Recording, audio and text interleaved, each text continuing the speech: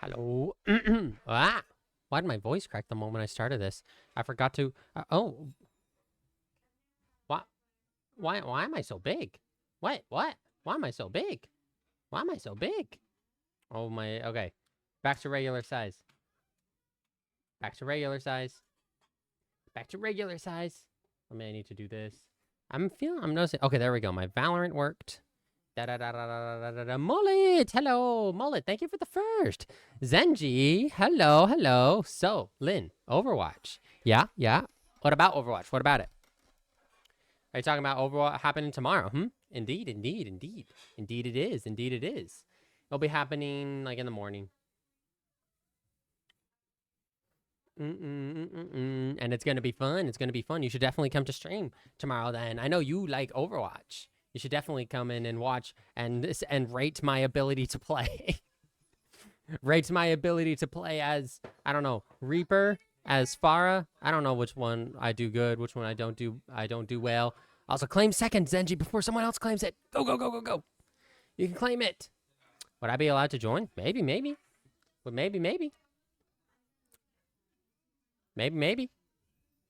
There you go. Thank you for the second. And Mullet, thank you for the first. And Mullet, thank you for the thighs.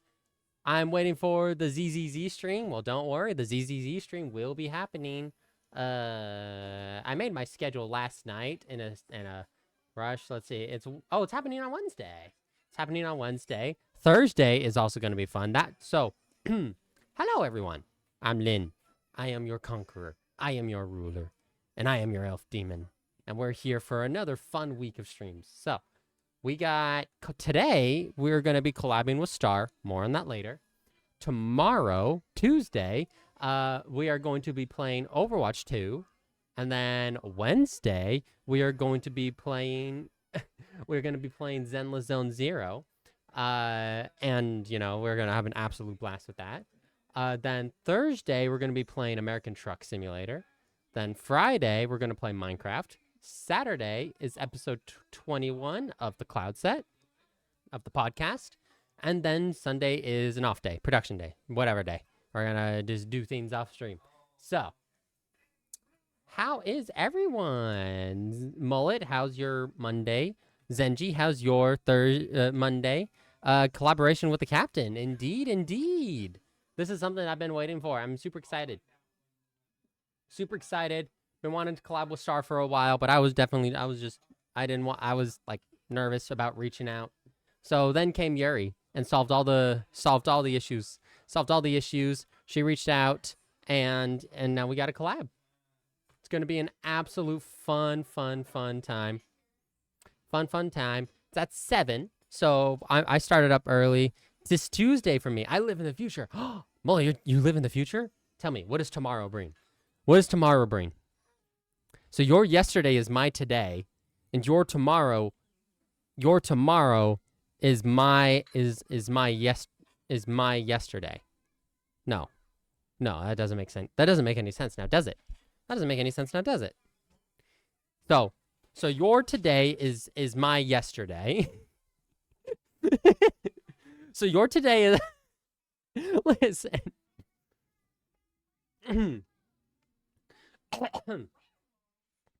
So your yesterday is my today, and so your yesterday is my today. Your today is my yesterday. Your tomorrow is my yesterday. Well, my tomorrow is your current day. Yeah? Dude, does that make sense? I need to go get my water bottle. Give me 1 sec.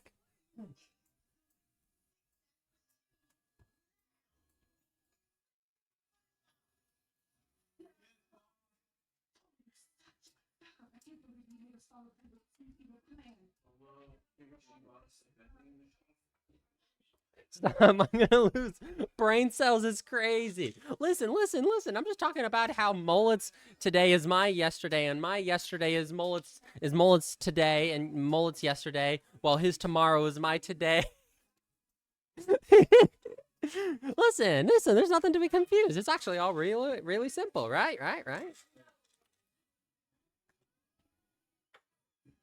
Mm-mm. Mm-mm. Bum bum bum bum bum bum bum bum bum bum bum bum bum bum. Uh, okay. I'm sorry. I won't make you lose any more brain cells. I won't make you lose any more brain cells. Zenji, yeet me already. Yeet me. You need your slushy. I, I, I need. I have completely and utterly confused the two of you. I have completely and utterly confused the two of you. How does it feel to like this is I'm surprised Mullet didn't start spamming the yap emotes. He should have started spamming the dumb yap emote. Yuri! Hello, Yuri. Ah, I've been bonked. God damn it. God damn it. God damn the bonk. God damn the bonk. No, we don't need to chat. We don't need to Perfect, Mullet. Perfect. Chat. You see, you need to subscribe so you guys can start spamming my yapping emotes whenever I start yapping so that you can tell me that I am yapping. No, you don't need Yuri's help. Chat, we don't need to. Okay, Yuri. So for essentially, so Molt lives in the future, right? So my tomorrow is my tomorrow is Mullet's today, while his today is my yesterday, but his tomorrow is my yesterday, and my yesterday is his today. So my tomorrow is his yesterday, and you see that it's all really simple. He lives in the future. It's all really simple. It makes sense in my head. Why doesn't it make sense in yours? See, Yuri understands. She understands everything I said. Maybe because she deals with my yapping all the time that she just is like, oh, yep, he's off doing his own yammerings again. But Yuri understands, right, Yuri? Right?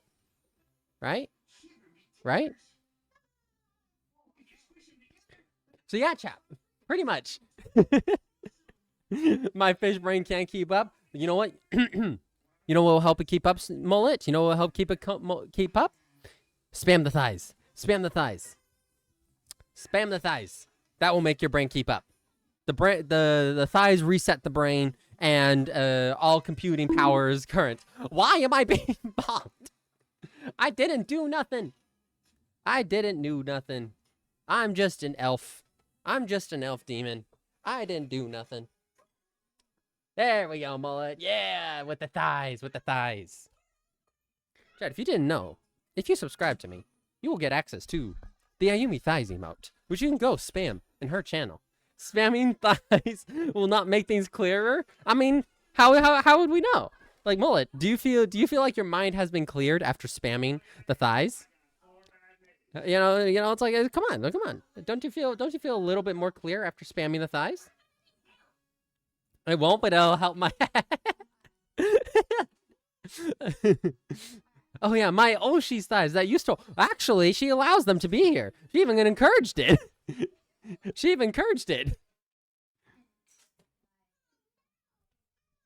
She has them. I gave them to her to upload. She just hasn't. Thief, I didn't steal. No, she literally gave, the entire stream. She literally zoomed out her character and, literally called me by name so that I could take pictures and turn it into an emote. Let's hope you won't be bored today. Oh my, I'm not bored. I'm never bored.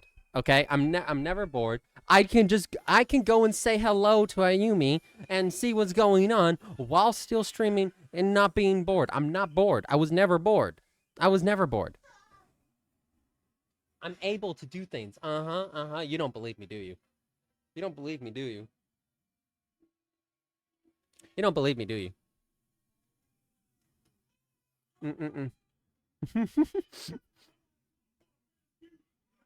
Yeah, you didn't actually steal them. Yeah. And now they won't be behind me for this stream unless it's absolutely requested. I could make that a channel. What if I made that a channel point, Redeem Yuri Mullet? What do you guys think about gonna do my dailies on ZZZ while I watch? All right. What do you think about making the thigh chair the thigh back support. This collab. Where is Star? She's currently, I'm on her stream right now. She's currently, I think, doing a competitive game until the time frame, because she started her stream like 3 hours ago. So I mean, you could make it that. I could. I haven't laughed that hard. No, the way we rated his ass with the attack after attack after attack.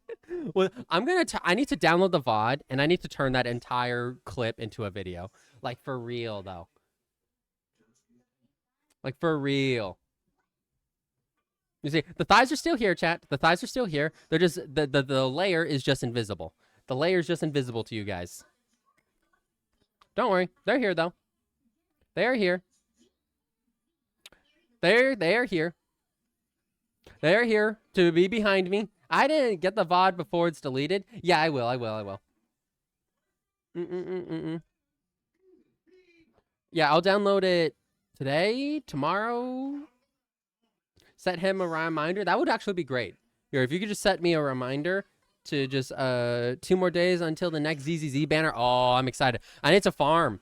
Like on Wednesday, we're gonna have a lot of grinding. I mean, I've already been starting to grind up. I think I have quite a few. I think I have over 1,000 polychrome currently on ZZZ. What character's coming out? I'm gonna try and get both of them. I mean, it is technically possible. You just gotta play the game a lot. So we might dedicate an entire week of streaming to ZZZ. Like, we really might. We really might. I have enough for about 30 polls. I think I have enough for maybe about 10 polls.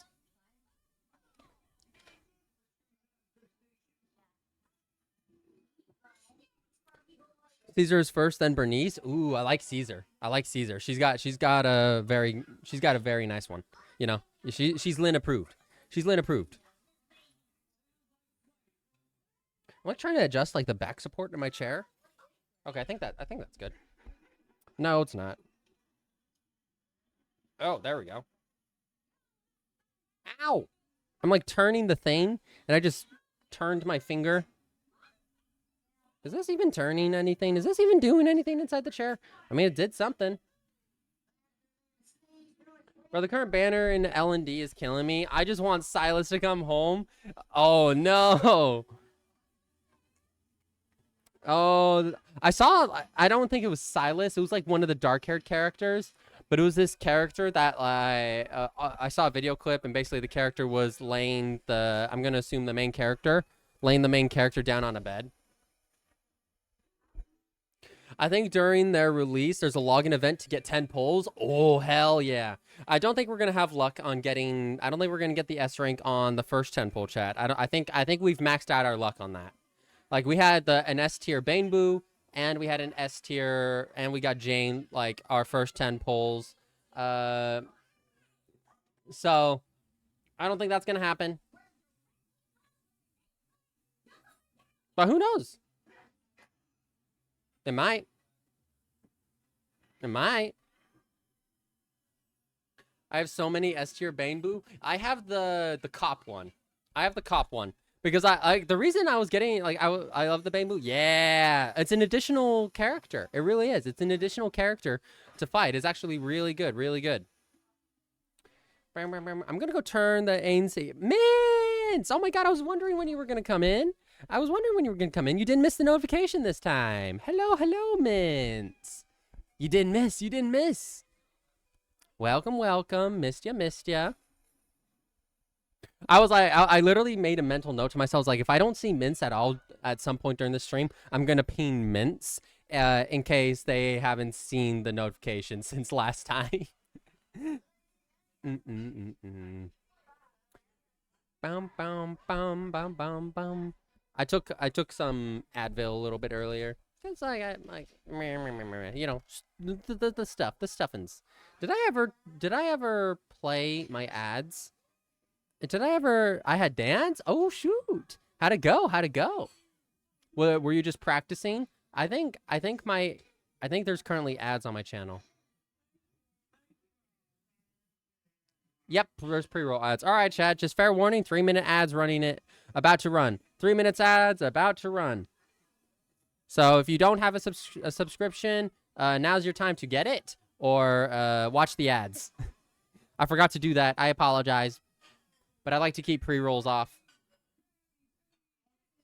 Keeping the pre-rolls off. I very much prefer to keep the pre-rolls off. I have the Officer Bane Boo, Shark Boo, Rocket Boo, and Ren Lover. All good. I had practice. Ah, very nice. Very nice. Ooh, the collision skins in Valorant look great. Okay, I have not played on this game for a long ass time, so you're gonna have to forgive me. And I hope Star doesn't Star is definitely much better at this game than I am. Star is much better at the game than I am. BRB, all right, do you think? Can I hear? I need to adjust my audio. Yeah, I cannot hear the game right now currently. Maybe if I go into I want to go into like a training area. Can I not go into a training? Can I not go into a training mode? My mind. Can I just go in? Teams are not full. Just go in. Okay, I just want to make sure I can hear the game. If I can hear the game, that's all I need. You guys can't see this, but oh wow, whoa. Okay, yeah, they have updated this game. They have updated the maybe they did, or maybe no. Maybe this is okay. I can hear the game, so I can exit out of this. I got a cup of orange juice. Chat, what kind of juice do you like? I kind of like all of it. I in particular really, whenever it comes to like orange juice, I didn't get it, but I like this like a mix of mango. Okay, I want to make sure the game audio is heard for you guys. Where's game audio? Game audio. Where's Valorant? Valorant. There we go.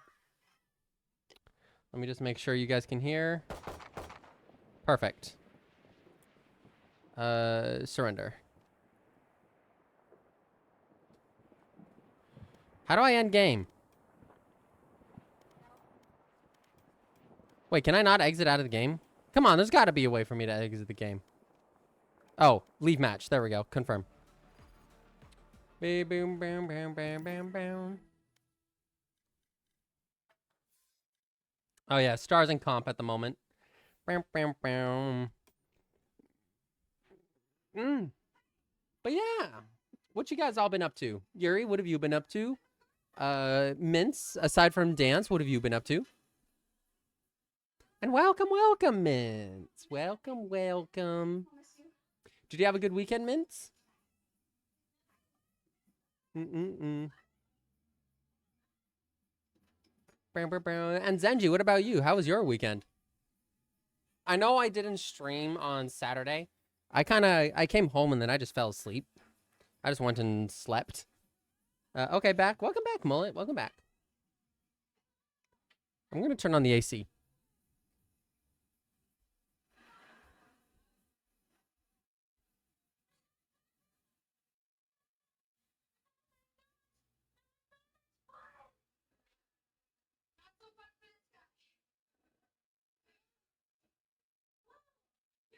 Chilling, fighting the DDoS on FF14. Couldn't log in for a few hours. Oh, the DDoS. Oh, I thought that was like a boss, but I read it as DDoS. But I was like, maybe it's not DDoS. But then I read couldn't log in for a few hours. Got myself some. Oh yeah, it's lunchtime for you, isn't it? It's lunchtime for you, isn't it?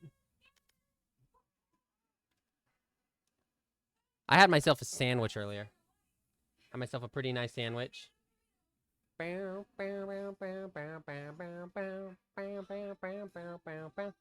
Okay, I'm going to message. Once Star gets out of her current game, I'm gonna message her and find out what chat. Got some chicken tenders. Ooh, nice.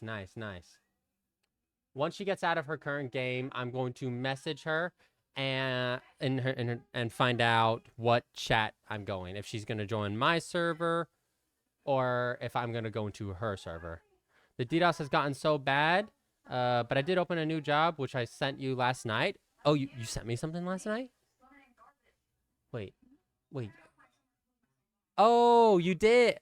Oh, that's you did. Oh. Oh. Oh, okay, okay. I did read your DMs, Yuri. I did read your DMs, but I was half asleep when I read your DMs. I'll be honest. I did read them, but I was half asleep.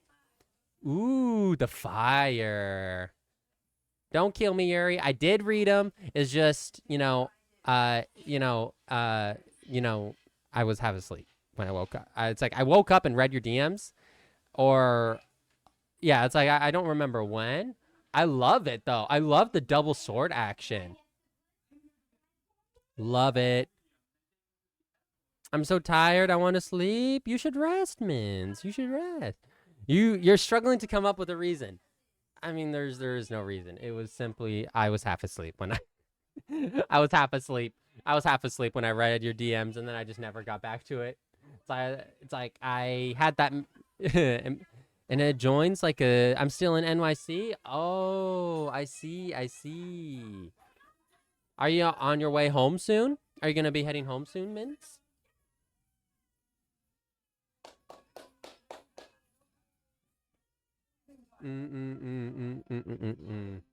Or do you still have another? Like, are you on this? Are you on like the? I'm assuming subway or train. I don't know. Subway, right? I'm waiting for the bus. Oh, you're taking. Oh, the bus comes in 10. Ah, I see. I see. Well, I mean, it's the city that never sleeps. Like, I mean, I know it's nearly 10 for you guys over there. Nearly 10 over there. But it's the city that never sleeps. So, I mean, public transportation's working round the clock all the time. Do.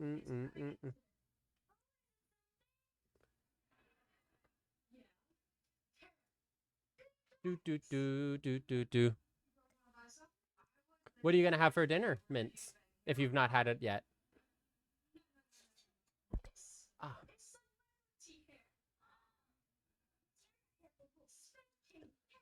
Yeah, they come fast. They come fast, but I'm just lazy to go on the earlier one. Oh my god.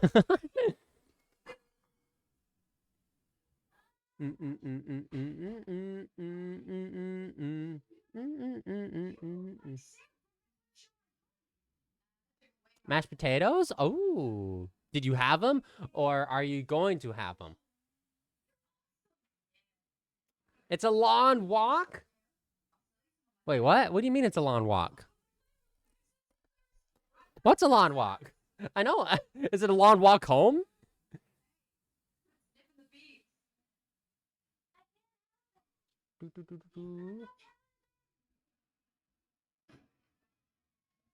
Let's see. Okay, I'm gonna do.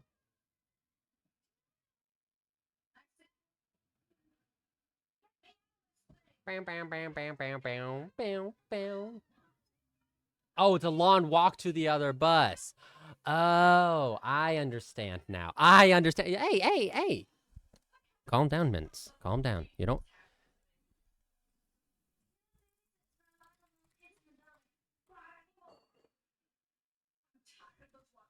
Will I be joining your server, or you joining mine?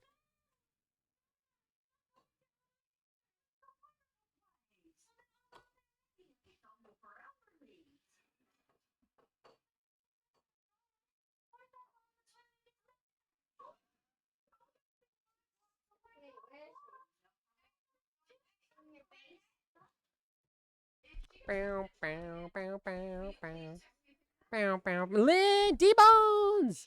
They switch gates at 10. Everyone tries to get the last one, and I want to sit. Shifter! Oh, I need to remove the test, or I need to put something on the test. Because everyone redeems the test, assuming it's going to do something. Unless you guys like the fact that... Unless you like the fact that it doesn't do anything. It's just the test. This is the test. I wonder what this is the test about. Are you testing my ability to remember things, or are you testing my ability to complete things, or are you testing the stubbornness, the fortitude of the conqueror? Oh, Mince, you redeemed in Harara. I see, I see. I see, I see. I hope you enjoy it. Testing all the things. All right, fair, fair, fair, fair. Thank you for the testing of all the things, Shifter. Thank you for the testing of all the things, D-Bones. And thank you for the testing once again of all the things, Shifter. Thank you for the check-in, D-Bones. Thank you for the check-in, Shifter. Thank you for the third D-Bones. And thank you for the Mints. The Fitness Gram Pacer test. That's what the test is. It's the Fitness Gram Pacer test. Pint Size is good at testing. Oh, I'm sure she is. She's testing everything. She's fucking testing everything, trying to see if she can find some sort of shenanigans to weasel herself into. You know, trying to cause some sort of chaos somewhere. So it's like, if it's shifter proof, if it's shifter proof, then we're good. We're good. We got to make things shifter proof. I mean, right, D-Bones? Am I right?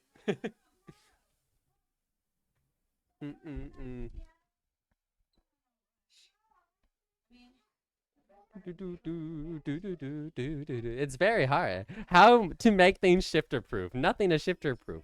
I mean, I mean, she's good at breaking things.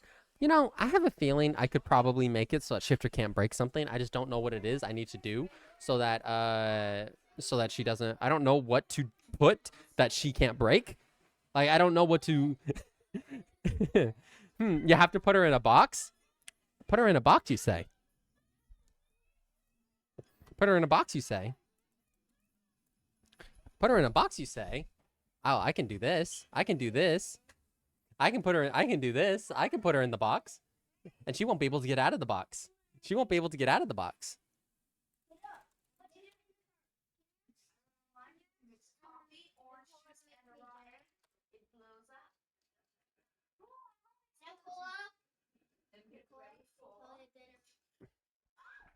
I'm busy. Let's see. Okay. Copy. My only weakness. And now watch this. New. Okay, create. Oh god, things are lagging on my computer. Okay, and create. All right, we got a box.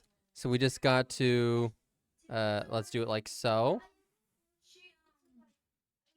And now I need to go to Shifter's DMs. I need to go find a PNG of Shifter. I know Shifter gave me one at some point. I know she gave me one at some point. D-Bones, would you mind sending? She did not get. I don't have a PNG of Shifter. D-Bones, you're needed now. D-Bones, you're needed now. I need you to send me a PNG of Shifter. I need a PNG of Shifter right now. This is critical information. This is critical. The criticality of this is so important. Oh, perfect. Shifter gave me one. Oh, and she's got her dot. Oh my god, Shifter, that artwork, I love it so much. I love that artwork so much. I'm being nice and giving you one. Perfect. And let's see. She's gonna be, okay, that one is also nice. Maybe I'll make a version of both.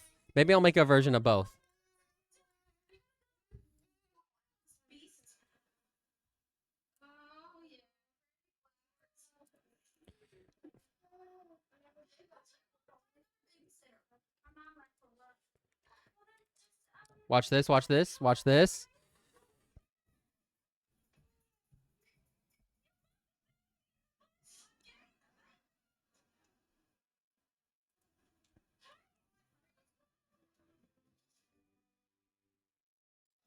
Wait. I can do this. Let's see.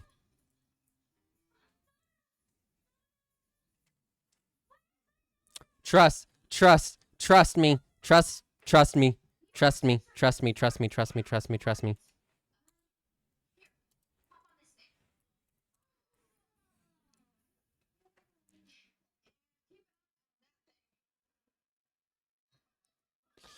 Hang on. Okay, I can do this. I need the eraser tool.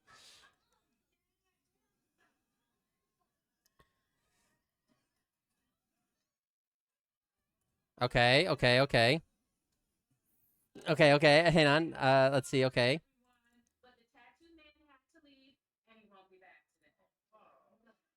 Okay, I need a brush.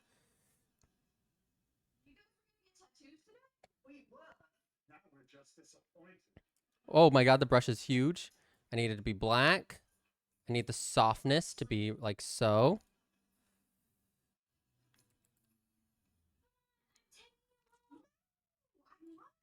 Okay, and just trust me. Oh shoot, I did the wrong thing. I forgot to create a new layer. Okay, we're gonna go like so. And. Do. Okay, okay. I only have time to do one. But okay, file, export, da da da da da. I only have time to do one. Shifter in a box. Okay, save. Okay, and we're going to add image. Shifter in a box. I'm just gonna add this. Boom. And let's go downloads. Shifter in a box. All right, shifters in a box. Shifters in a box. I've done it. Mm.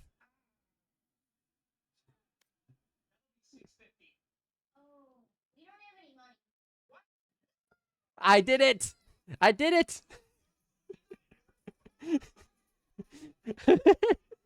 I could make this like a square emote, you know? I told you I could do it. I told you I can make something shifter proof. This box is shifter proof. You know, you want to know why this box is shifter proof? This box is shifter proof because do not forget you cannot feed her after midnight. All right. You want to know why this box is shifter proof? Because I put her in there with her dog. Also, Star sent me an invite.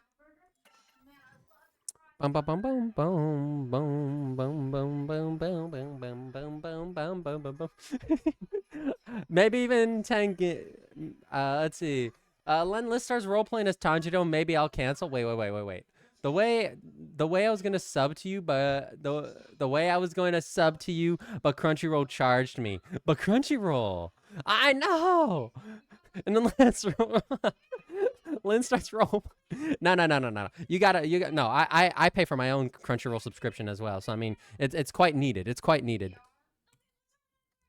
So shifter. I feel like we should keep this on for the rest of the stream now. I feel like we should keep this on for the rest of the stream chat.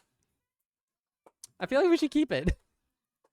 I think we should just keep it for the rest of the stream. You know what we could do? Let me just go to my main screen real quick. Let me go to my main screen. Oh, yep, there's Ayumi's thighs. There's Ayumi's thighs.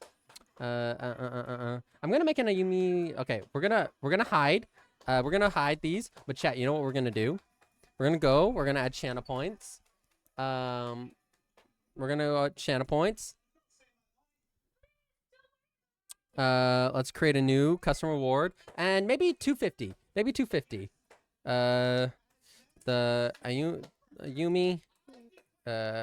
Ayumi thighs support.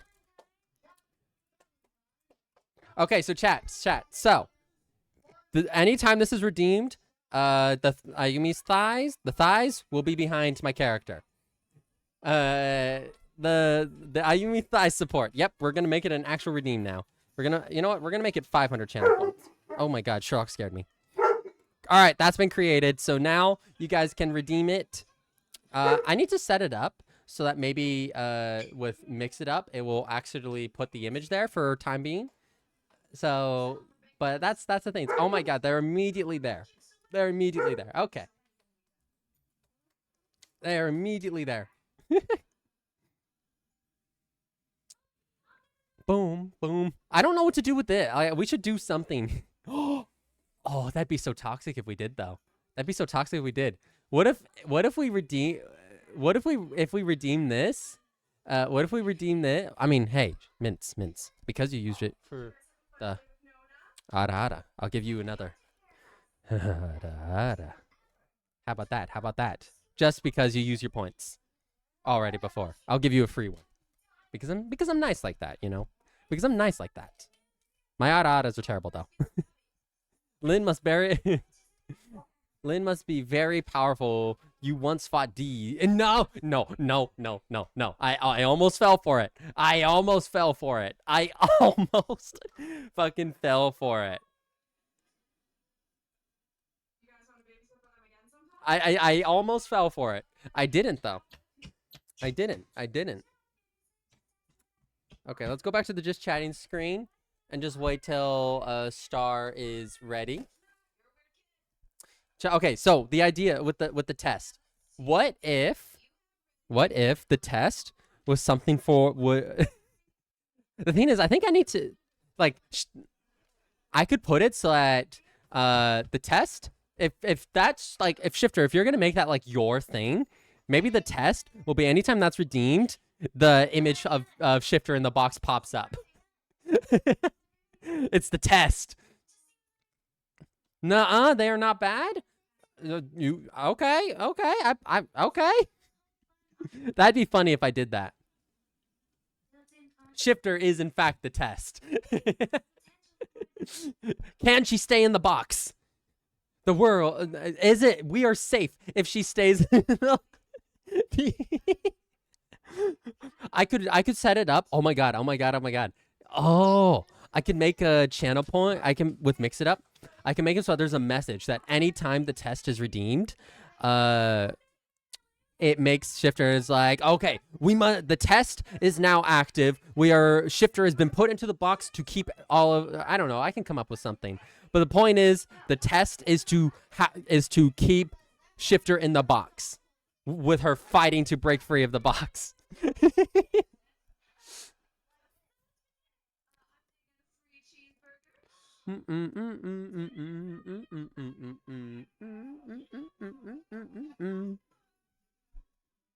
I will break free. Will you? Will you? Will you break free? Will you? Will you? Are you sure about that? You sure about that? You know what I think? You know what I think you're doing? You know what I think you're doing? I think you're yapping, Shifter. I think you're yapping. I sent out a plea in your Discord. Oh my god, I gotta see this. I gotta see this. I've been placed in a box. Send help.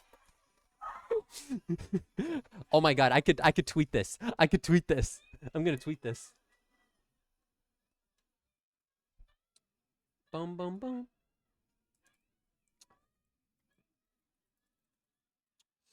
The test is now active. At Shifter. A Shifter Bird. Do you have Twitter? Oh yeah, you do. Shifter Bird has been put in a box. This was at D-Bone's request, by the way. All the shenanigans. Oh my, this is gonna be fun to tell Star. So I'm gonna be like, yeah, hi Star. So while I was waiting for you, I put Shifter in a box. Just so out of place.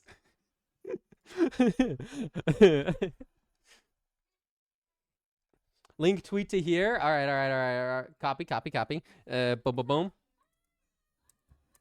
That's the tweet. The test is now active. Shifter has been put in a box. Don't worry, chat. Shifter's still on my side. So what did you do today? I put Shifter in a box. I packed her up. Calm down, you guys.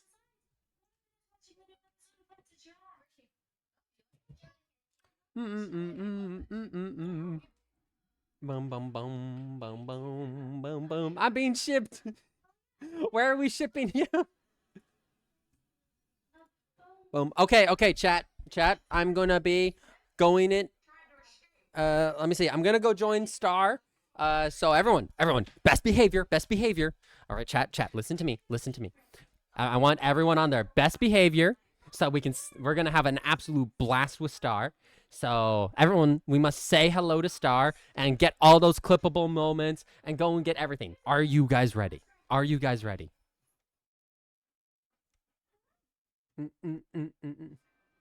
Because I am. I am ready. I am ready. Let's go. Let's go. All right, I'm going to go join her. Hello, hello. Star! Hello, hello. Okay, I need to go grab your Fugi. I put Shifter in a box, by the way.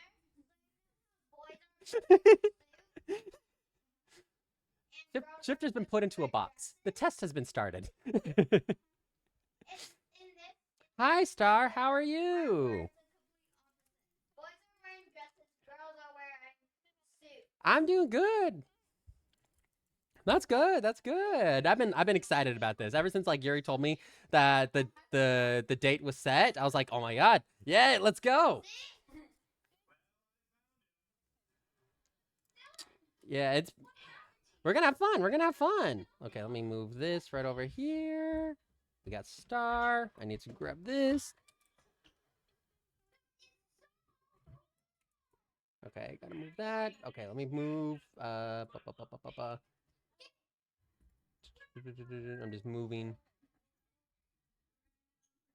I mean, I am in California, so. Oh, wow. Why? That's weird. Let me turn that off. Let me move this. Let me move this in here. Oh, yep. Thank you. Thank you, Yuri.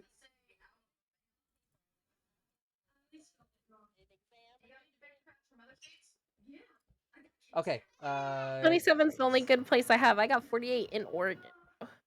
Can you guys hear Star now, chat? Can you guys hear Star now? You should be able to. Can you guys hear me? Hello? I think we're good. I think we're good. All right, cool. Let me free. The let me free is crazy. Okay, let me do this. Pulling me back. Are you okay with people Q sniping us? Perfectly fine. Perfectly fine. Yeah, hold on. If you can get against us, let's do it. Let's do it. Feel free to Q snipe, Spike Rush, Texas message pinned, please, mods. I would appreciate it. You gotta stop muting your guests. I didn't mute. It was Discord just doesn't automatically detect sometimes. Oh, you might be good. Aim said, "Damn, I've been waiting to head tap this bitch." So full disclaimer, Star. I have not played Valorant in months. It's okay. So just full disclaimer. Full disclaimer on the table. Right. All right. I'm not even that good at this game. I just be vibing. I mean that's me to pretty much any game. I'm just like, it's like I don't care if I'm good or bad. Am I having fun? That's the only thing I care about. I got my favorite Vandal yesterday. I'm so happy. Guys. Ooh, nice.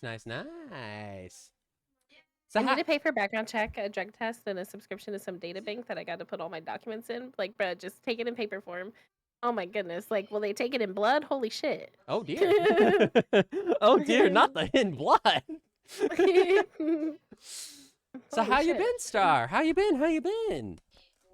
I've been good. I've just been chilling. Actually, I took the whole weekend off to just vibe and hang. Yeah. And I, to be honest, I just watched football. Oh, and solo queued Valorant the entire weekend. That's how I got myself up. I have gotten like 200R in the last few days. I've just been vibing, having a good time. Hell yeah. It's been really good. Saturday, it's like I had a busy morning, came home, and then I slept. That was an unintentional, it was just kind of like, I just kind of slept and I was like, oh, I woke up. And then kind of what I've been more or less doing, I've been watching Rings of Power. I've been catching up on the first season, and like it's definitely been a bit hard for me to watch for certain aspects of it, but overall, I will say Rings of Power I think did a good job, and the second season is better from things that I've watched. Things are better, and because I love Lord of the Rings, I am so excited for the Hunt for Golem that Peter Jackson is working on right now. When does that come out? Supposed to be 2026. It's from my knowledge, From my knowledge, it is in the writing stages right now. But Ian McKellen made a joke where he's like, he's fully willing to reprise the role of Gandalf, but he's like, they better hurry the hell up. Because he's like in his late 80s now, I think. So he's like making jokes that I was like, everyone needs to speed up if they want to use him as Gandalf. Oh shoot. Okay. That makes Yeah. They sense. ruined Lord of the Rings. Yeah, I can see. Like, there's a lot of things that, like, Peter Jackson did so much better, and this is not how Peter Jackson would have done it. But from an entertainment value, it is fun to watch. I am enjoying the second Is it season as more. good or better, or? Oh, no. Like, the actual... No, it is worse than the Lord of the Rings movies. Like, this... Okay. like, if you want to... If you're given the choice between the two, 100% the extended cuts of Lord of the Rings, 100% day and night. But So explain to me why, though. Sorry, collab's on hold. Explain to me why. As someone who hasn't seen Lord of the Rings, besides one movie, explain. okay, so Lord of the Rings, the actual movies, you can tell that this was really much a passion of Peter Jackson, of everyone who worked on it, because they adapted the true story of Lord of the Rings from the books. And in terms of also attention to detail, from how they filmed everything, from the music scoring, from how the fight scenes were choreographed, from how much were actual practical effects and not CGI, from the casting of the characters. There is all, and then just the general storytelling, because they did change some elements in the movies from the books, but they did it in the very correct way in the movies. Now, they also, when you go to, if you watch the movies and then you go into Rings of Power, the first season, you are immediately, and just a bit of a spoiler warning, Galadriel is not the character. It is like, I don't like the way they portrayed the elves too much, at least with Galadriel, because elves are always supposed to be portrayed, like, even like in Tolkien's work, they are portrayed as like very controlled, like, yeah, emotional, but controlled, wise, very much thinking thoroughly. Whereas with how Galadriel is portrayed in the first season, it is very much like an emotional decisions, which is not how elves work. Not like that's my personal opinion. Okay, hold on. Can I read you what chat has said? Yeah. Okay, first Tiny just said, I don't consider Rings of Power canon, so you're gonna have to explain that to me. And Nikolai said, so Rings of Power only has access to small portions of the official lore as well. They are only able to use the appendices of the Silmarillion rather than the whole book. Is Silmarillion like Sam the Wise? Can you explain that to me? Oh, the Silmarillion. So that is work by Tolkien. That covers the lore of, I believe, the First Age, the Second Age, and maybe a bit of the Third Age. So basically, it covers a lot of the lore. I never read it, but I know kind of the general gist. It's like the lore dump for the stuff that happens before the events of The Hobbit. That's my general understanding of it, and that makes sense actually. That Rings of Power doesn't have full access, so it's like very much like there's a lot that's been left to creative freedom. Wait, so it has nothing to do with Sam the Wise? No. Okay. So Nikolai said, the Silmarillion is literally a history book that Tolkien wrote for his world. Okay, yeah, straight up, it's like a history textbook. So it's like they're I don't know. I was gonna say something, but that wouldn't be accurate. I don't know. It's like their thing. Okay. Mm-hmm. Yeah, it's like yeah, Nikolai said it correct. It's like it's the history book for the general backbone of everything. And like well, if these movies weren't so fucking long, I would watch one this Thursday because I don't know what we're watching on Thursday, but it starts at 8:30, and I don't think we got like a million hours to watch a Lord of the Rings movie. I mean, yeah, it's like I think the extended cut, if you watch the extended cut, which I highly recommend, it's like 3 to 4 hours. Like there's a constant joke. It's like if you want to watch the Lord of the Rings, it's a full day thing. This is a thing where you set your entire weekend to be Lord of the Rings. You go on your binging of The Hobbit to from An Unexpected Adventures, I believe what the first movie is called, to Return of the King. Mm-hmm. But so from attention to detail aspect of like from just a filmmaking aspect, the Hmm. Lord of the Rings has so much more attention to detail from like fight scenes. Everything like when you're watching a fight scene in Lord of the Rings, if you really feel that it's life or death because it's choreographed so well, so meticulously. So like everyone put everything into everything. Whereas a fight scene in Rings of Power, for a prime example, in like the first season, it is very much more for the flashiness and the stunt aspect of it than an actual life or death fight. And to give a good reference is they're throwing someone against the wall just to throw them, even though they could have killed the enemy right there and then. No, they just decided to throw them against the wall, which is not how in Lord of the Rings. Like everything was life or death. Every decision was very specific.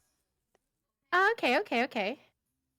So like Wait, so Nikolai said movie order is 1, Fellowship of the Ring, 2, Twin Towers, 3, Return of the King. Is that like a canon thing, or is this like a Star Wars thing where the order is debatable and shit? Like, oh how does it work? it's very canon. Like Okay. it covers the three books. The Fellowship of the Ring is the first book. So it's this is a general story. So you have your first movie, which is the beginning of the arc. The second one where things like start to really like pick up, and then the last one where now we get our resolutions. A lot of action too. It's like you cannot flip. You cannot watch Return of the King before Fellowship of the Ring. Like there's so much context that is needed. Like each movie builds on top of each other, which is done so well. Which, to be honest, most movies that do sequels nowadays they fail to do it in like that well of an order. There's like a meme where the sequel's always worse than the first movie. That's not the case in Lord of the Rings at all. It also helps that they filmed all three movies consecutively. For two, Ah. like Peter Wait, Jackson. so like back to back? They spent 2 years filming every single movie. Actually, no, I think Lord of the Rings, if I'm remembering correctly from my knowledge, I think they did. I think they were only able to film two movies before they were allowed to film the third movie, if I remember correctly. Or maybe that was with The Hobbit. Um, Ah. but like it was about a 2 to 3 year long project where they were filming Lord of the Rings. Oh, and like yeah, mullet and the behind the scenes, like the behind the scenes of it is as someone who works in the industry, I'm so fascinated and enthralled and just entranced by the behind the scenes of the making of The Hobbit and the Lord of the Mm. Rings. Nikolai said, if you want to flex, I've been in the Shire in New Zealand. They filmed 1 to 3 in Lord of the Rings in a row. The Hobbit was filmed 1 to 2 and then 3. Oh, okay. You know what, Nikolai? I can flex on you. I got to go behind the scenes at Weta Studios. Ha! Oh shit.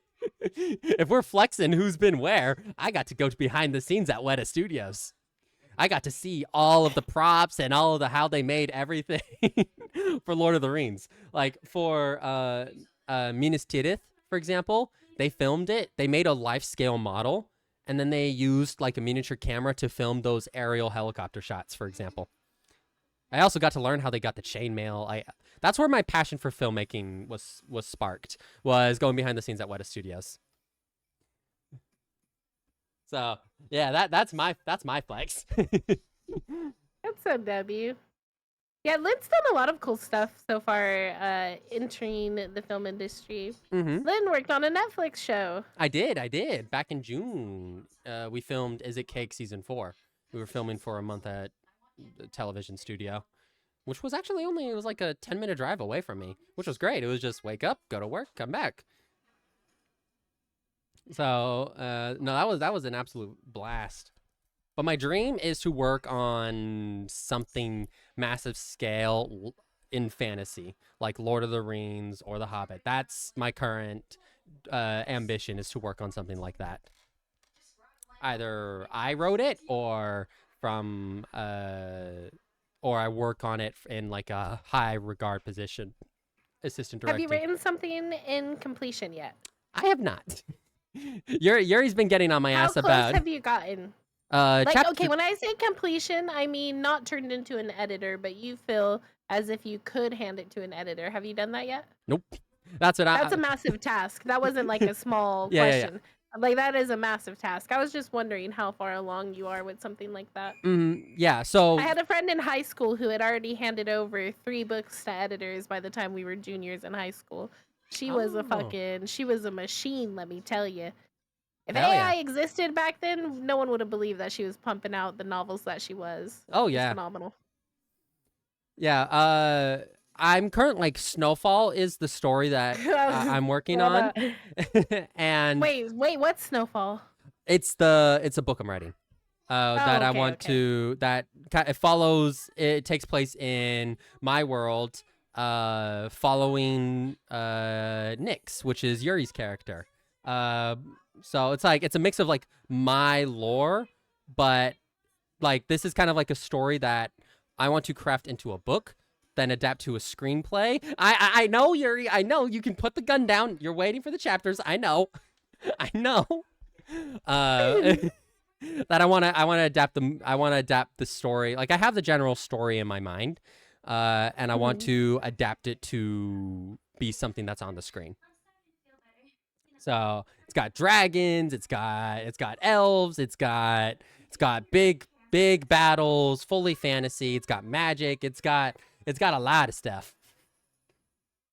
That Oh, is hell in yeah. it's I like love things like that. I mm. love things like that. Anything with elves in it, that's a world I want to be in. Oh yeah, yeah, yeah. That's a world I'm interested in getting involved with. Yeah. No, like elves and dragons are my personal favorite. They're your go-to. They are my go-to mythological. Everybody's got a go-to. I'm not a no cap.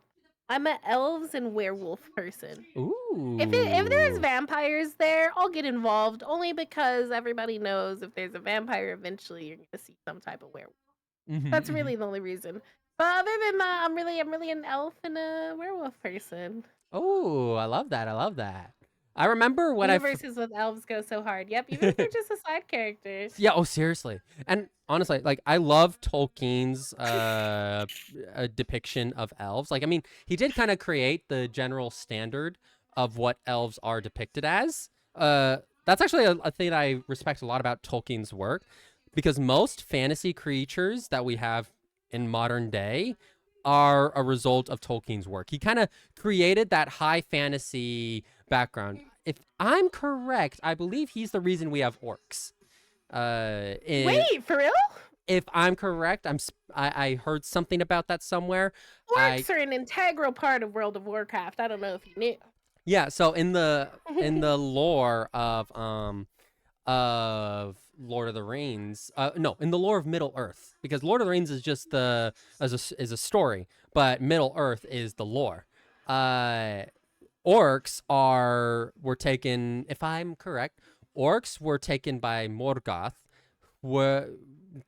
Elves were taken by Morgoth and with twisted dark magic, were twisted and turned into a new creature, that being of an orc. So, yeah, like if I'm correct, like because like it is talked about that orcs were originally elves, but Mhm. they are Wait, Morgoth's. so that the orcs were originally elves generates from Tolkien?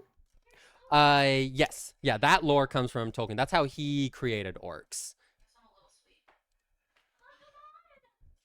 Yeah, that's how he created Interesting. orcs, and Lynn is right on the elf to orc transition. Not me about to pull this shit up on Google. Y'all ain't lying to me, are you? no. Hold up. I'm getting the Tolkien wiki. Got to fact check. Got to fact check. Yeah, there's a lot of, but I really like how Tolkien depicted elves because he didn't depict them as like these immortal, unkillable beings. They can die like a man, but they are immortal. They have higher understanding, higher they have higher understanding. They've been around like for thousands of centuries, and like in the lore of Middle Earth, the reason they are in Middle Earth is because they were sent to fight the Dark Lord Morgoth. Wait, hold on. Who's that though? Morgoth. So he, Tolkien's lore is deep and like so intricate. But Morgoth is, I believe, a fallen Valor. Basically, Lucifer. Yeah, I think is what Nikolai said. I mean, essentially, he's like a god, essentially. If I'm correct, I watched a Nerd of the Rings video.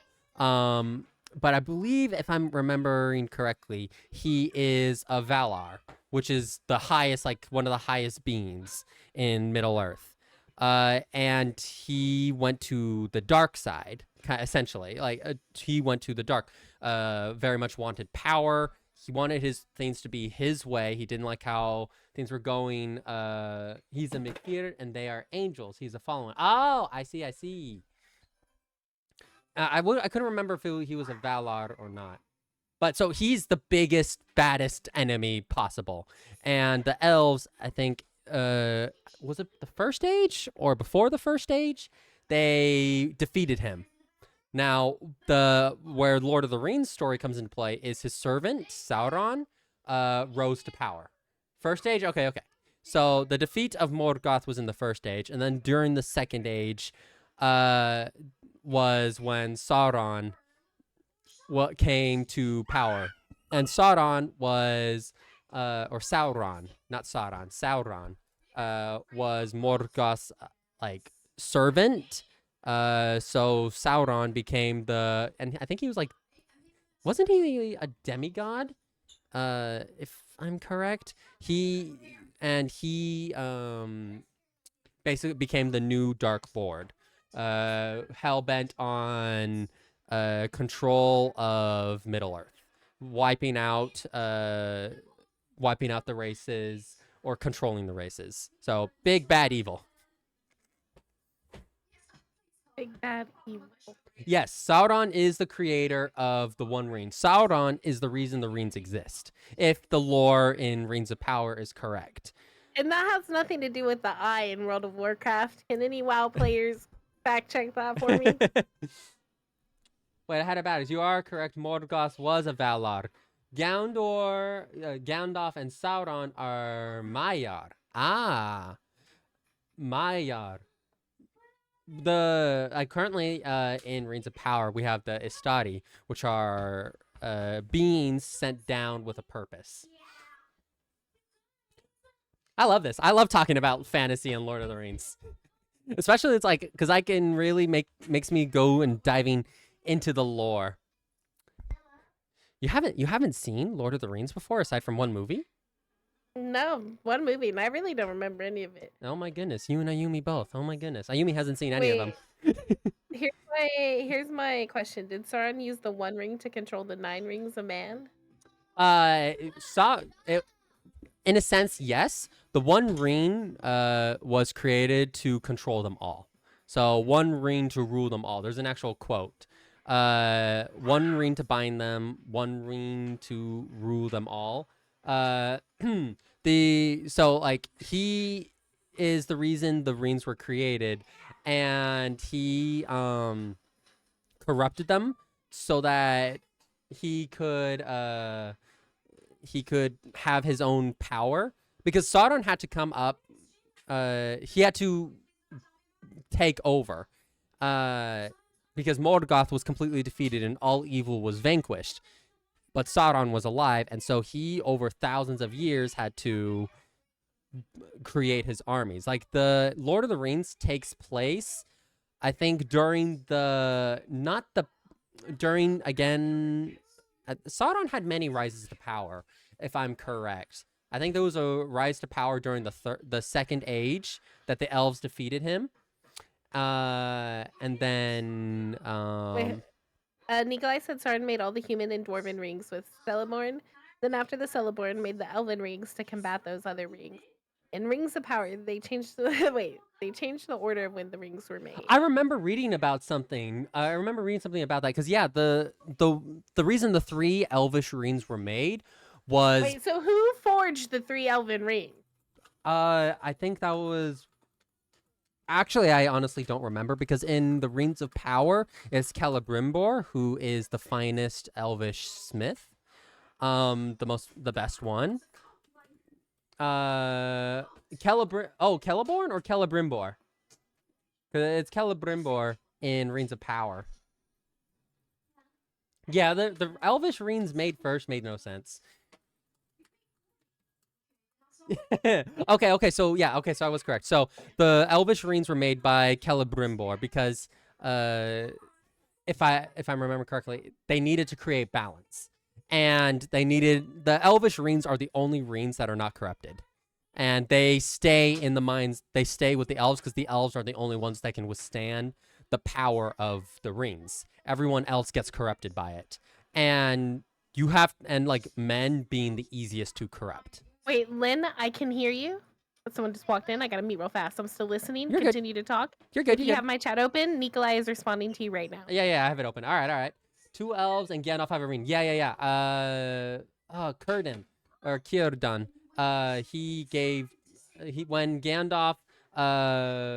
When Gandalf arrived to Middle Earth. Círdan gave because currently Círdan has the ring, and so he gave that, and then Galadriel has I think it's Nar. I think it's Narya, the ring of Narya.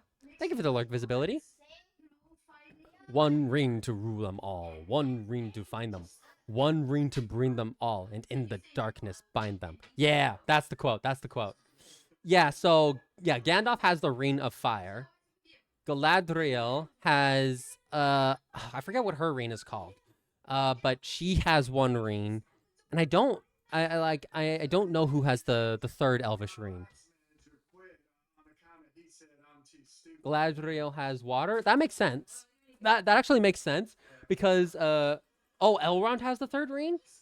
Oh wow, dude, I don't remember if in the movies we see. I think the only time we ever see a ring is when Galadriel shows Frodo her ring, because like we know Gandalf has the ring, but I don't Gandalf.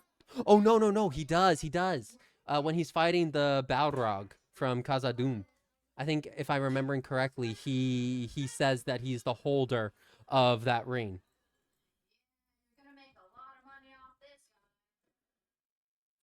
Wait, what? I don't remember. Did we ever find out whatever happened to that ring after he went from being Gandalf the Grey to Gandalf the White? But yeah, Celebrimbor created the. Oh my God! One sec.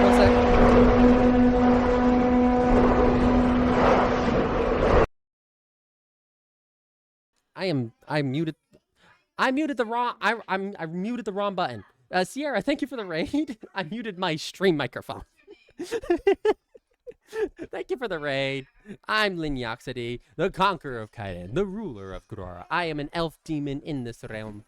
Welcome. We are currently collaborating with the awesome spaceship captain, the elf Stariety. I have been looking forward to this collab for a long time, and we're actually diving deep, and I'm loving it. We're diving deep into the lore of Lord of the Rings. I'm here to raid, but in an ad. Oh no, Sierra. Oh no. Thank you for the raid. Gandalf the White still has the Ring of Fire. I believe Kiernig of Mirkwood had that ring for a long time, and then for some reason he gave it to Elrond. I think because he may have left for the First World. Yeah. I believe so. Now, Nikolai, have you seen the second season of Rings of Power? Also, Sierra, hello, welcome. Thank you for the raid. We are diving. Did you ever play the Middle Earth game? No, I did not. Sierra, you ghosted my DM, Sierra. You said you would be back, and you never were. I took grave offense. I'm joking. You're good. You're perfectly good. So not gonna lie, I'm not watching Rings of Power on premise. I mean, fair enough. How was your stream, Sierra? What were you doing?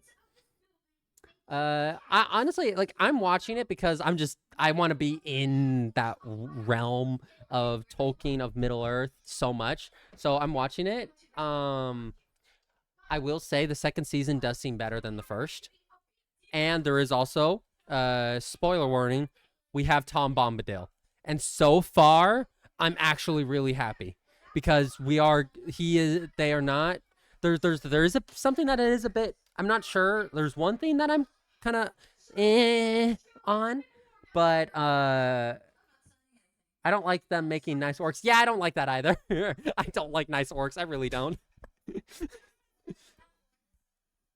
There's more lore for Celebrimbor. Ooh. Well, I mean, so far, Nikolai, I would say they are doing pretty good. Because the thing with Tom Bombadil in the books is he's always very vague. He's always very vague. He doesn't give just like a genuine, like he's very much. He's like he gives answers to everything, but he also does things in riddles and song. He is doing that in the show. It was good. We played Hollow Cure. Ooh, ooh. Thomas Tolkien self-insert OC. I love that. I love that so much. Oh my god, I love that. I love that. That is actually so good. I remember watching a video about wondering if Sauron could have turned Tom Bombadil to his side. And I don't remember, but I think the answer was like, I mean, if it was possible, what could happen? Wait, you hadn't heard that? No, I didn't. I just knew about Tom Bombadil, and I was so disappointed we didn't get him in the movies. But then again, I feel like it is good that we didn't get him in the movies because I don't. Avalar, he would have rolled Sauron, maybe. But the thing is, his purpose, like at least he was never like fighting. He's been watching since before. He's been a part of Middle Earth since before it was Middle Earth. In the Middle Earth games, there's more lore for Celebrimbor. Yeah. There's one thing, and now I've gotten used to it, and honestly, I feel like it is pretty. I'm still a little split on Elrond having short hair. I'm still kind of I'm still not sure about it. I'm still not sure about him having short hair, but at least with how he is depicted in the show, it fits. But elves are not supposed to have short hair. Yeah, it's like they're not supposed to have short hair. But I will say, I do like the actor for Elrond and the way Elrond is depicted is like everything about Elrond in the show. I'm actually really happy with Elrond in Reigns of Power because it still feels like Elrond from Lord of the Rings in terms of the wiseness. Galadriel in the first season is not Galadriel in the movies. and like that bugs me a lot. So I'm hoping the second season portrays Galadriel in a much better way. You know, I need to find an Allen wrench. Oh god, one of my my monitor is like tilting down. No, it is not the same Elrond actor from the movies. It's a much younger actor with short hair. But I really do feel he is. I do feel like he is that younger version of Elrond as we wanted him to be. From my personal feelings. I haven't deep dived. I haven't watched any analyst videos on comparing Elrond from the books to Elrond from the movies to Elrond in the show. I haven't watched anything like that. So I'm just going off solely based on my opinion. Sorry, I'm back. You said Arwen? Is that what we're talking about? We're talking about Elrond. Elrond? In the Lord of the Rings, I believe he is the leader of the elves. But he's a critical character in the Second Age, and I think First Age. He's a now I don't I believe he's a half elf, because that's how he's being portrayed as in the show. He's a half elf. Now I don't know if that's completely been changed, but I hope that's the lore, because I mean that actually that fits Elrond's character so well that he's a half elf. He is 1/4 elf. Hmm. Celebrimbor was leader of the elves. No, Celebrimbor is not. 3/4 elf, 1/4 human. Okay, so yeah, so half elf. He's half elf. Um, Gilgalad is at least in the current point. Wait, I've never heard that. What? Who's that? Gilgalad Gilgalad? is the in the Reigns of Power, and I believe during the Second Age, he is the High King of the elves. Okay. Wait, hold on. My people. Yeah, My High King. that's your High King. Yeah. That's my High King. Technically mine, if Oh, if I'm gonna be things, but then again, I was outcast, so I was outcast from the elves because I have a demon in my blood. Uh, Hi Cap, thank you for the check-in. Thank you for the check-in. Zenji, thank you for the check-in. Wait, But hold on. Do you mind? Are you okay with explaining your lore? I don't think I've ever heard it. yeah, sure. Actually, because now I have more concrete lore for Lin. So my lore, Lin Farek is my character's name. So Where Lin does your surname, where does that hail? Farek is the family name from the uh, an elvish family that of high standing. So and then his first name was just Lin. I never gave rhyme or reason to his name, but I really liked the sound of Lin Farek because it had that Farek had that rolling R. I like words that have rolling R's. Rolling R's. I love fantasy before that. So Lin Yeah. is comes from a family of elves or a clan of elves that basically one of his ancestors had dealings with a demon, and now there's demon in the blood. There's half demon essentially. So the elves mixed with a demon, and the leader of the elves, I haven't decided if it's king of the elves or not, but the entire elvish family of Lin's, like of the Fadek family, were banished because of the fact that someone would eventually, because at least in my world, elves are very, very much, you have to be pure. There is no mixing with any other creature. It is only mixing with elves. So when it's like a taint on their blood. So the Fadek family was banished, but no one had ever manifested any signs of the demons. So I've made it be like the mountain realms of where the Fadek family was sent to.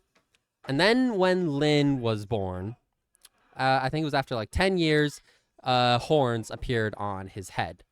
And he was immediately outcast from his own family because of the fact that he was the demon's part of the family had finally manifested, and it had manifested in Lin.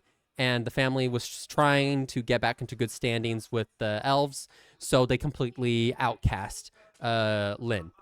Lin was on his own for about 10 years. Is that human years or elven years? Like long time, short time? They're both in my world, like they're both the same.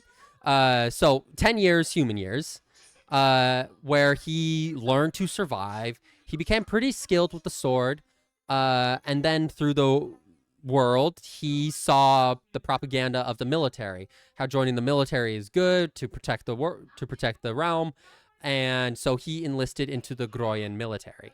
From here, he climbed up the ranks so he was a soldier. He became very good.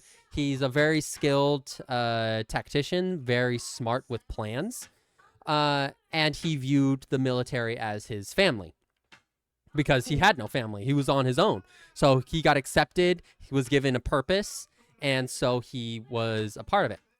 Now there was he got picked to be a part of the.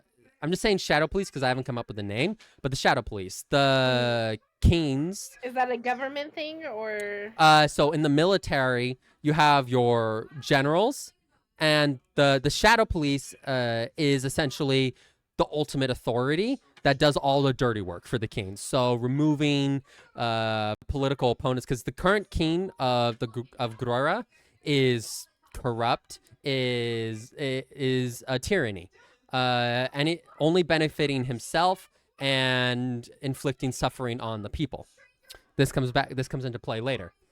So, and he also, what other thing that comes into play later, he is experimenting with magic. Magic that has been gone from the world for centuries. Dragons have also been gone from the world for centuries. So Lin is a part of the Shadow Police. Eventually, he has a very critical moment where his view of the military was stripped away, and his eyes were opened to what was happening, how innocents were killed, how terrible the country was, how bad the king is. And so he wanted to change things, but he couldn't, not by himself. So he, throughout time, he got a small handful of people that would be on his side.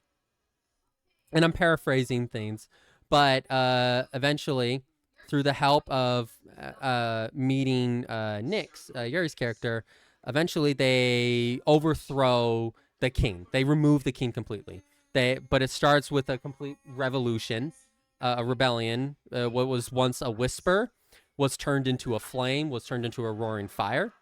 The Shadow Police completely wiped out. Lin had a choice to kill or banish the old king. He chose to banish. He chose not to kill. And this was a mistake that he was going to rue for the rest of his life, at least to the current point.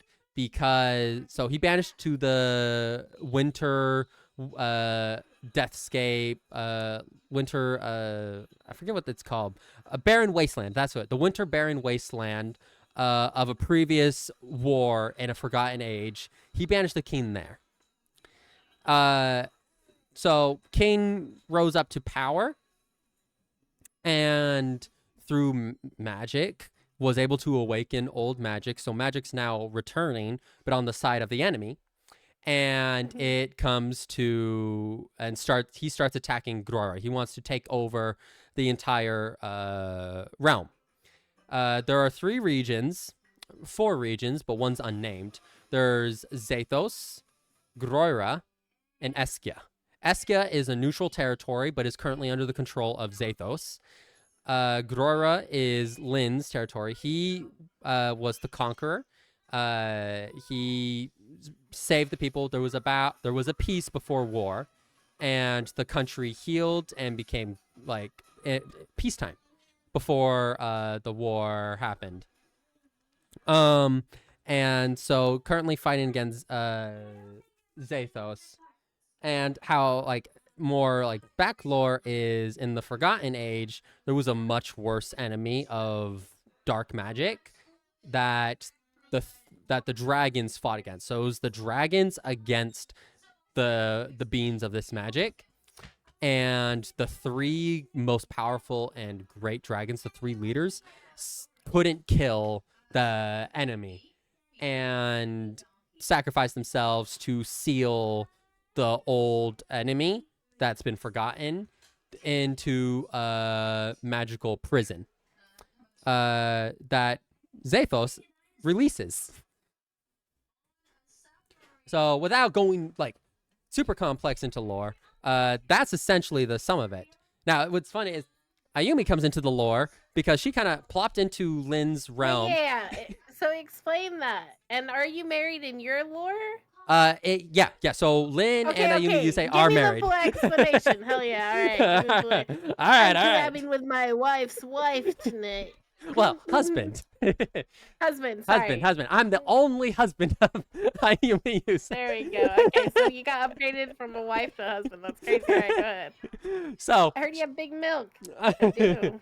Welcome in. so before Zathos, during the the rough placement is either it's like during the war between Lin and the Old King, Ayumi comes into into Lin's realm. His realm is the realm of war.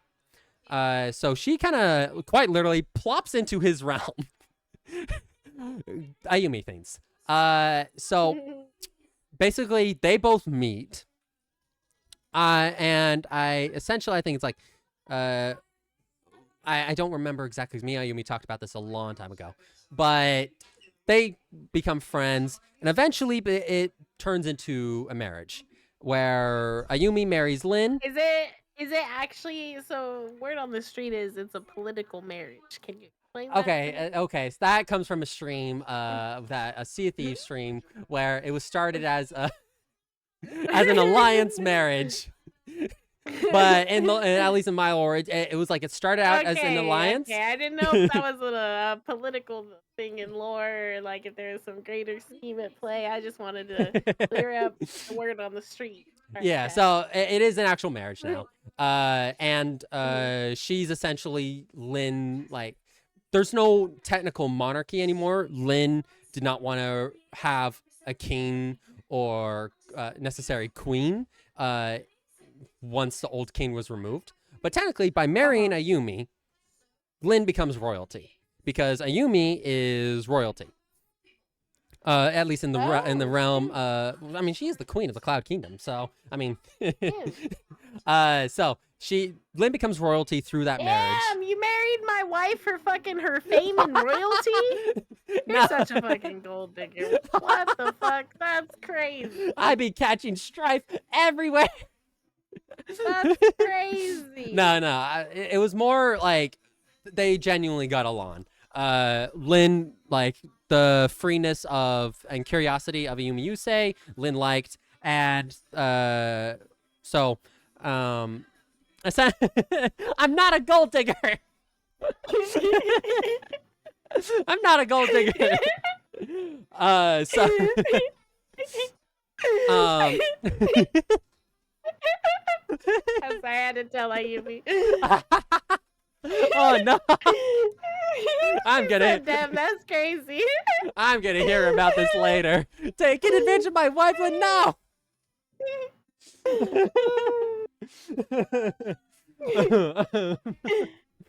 So they get married, and like Ayumi fights at Lin's side, and she becomes Lin's top general, most powerful general, which in Snowfall I touch on. She is leader. Oh my god, is that where that like picture comes from with the swords and stuff? It's so good. That kind of was a spontaneous thing, but it does work. Like, that was me and Ayumi just kind of wanted to get a commission together like months back. And it just worked out. It's like we were like on the battlefield and sort. So dope. I like that a lot. Yeah, no, it was great. So they become married, and she fights at his side, and they fight. They overthrow the Old King, gets rid of, and now this comes, like, you remember that one artwork. Yeah, pretty much we've been brainstorming Lin and working the arts into his lore. Yeah, exactly. Like, every art piece that I get, I try and have some sort of lore to it. Which brings me to what I'm about to say. So, you know the art piece between me and Ayumi, the dancing one. So, the lore of that is, it's The Last Dance. The title of the artwork is The Last Dance. And that is Ayumi and Lin dancing. So one night, they're just kind of dancing together for fun. Tensions on the borders with Zathos have been high, but nothing has directly happened. So they're enjoying a good moment. A captain or a general of Lin comes into Ayumi and Lin while they're having their moment, while they're dancing together, and tells them that Zathos has declared war and is attacking all borders of Grora. And so both Ayumi and Lin look at each other and decide that this is going to be their last dance for a long time. So they're going to enjoy every single moment of it to the absolute highest as they possibly can. Because they know they may not see each other for a long time either, because they both are in the military. They're both fighting. And so that's where that artwork comes from. The look in each other's eyes. That's them savoring that moment of the last little bit of peace they have before they may not see each other for a long time. So that's where that artwork comes from. And yeah, so in current lore, Ayumi's my wife. You guys have children? Ask Ayumi. Ask Ayumi. I have Why no does idea. that sound so suspicious?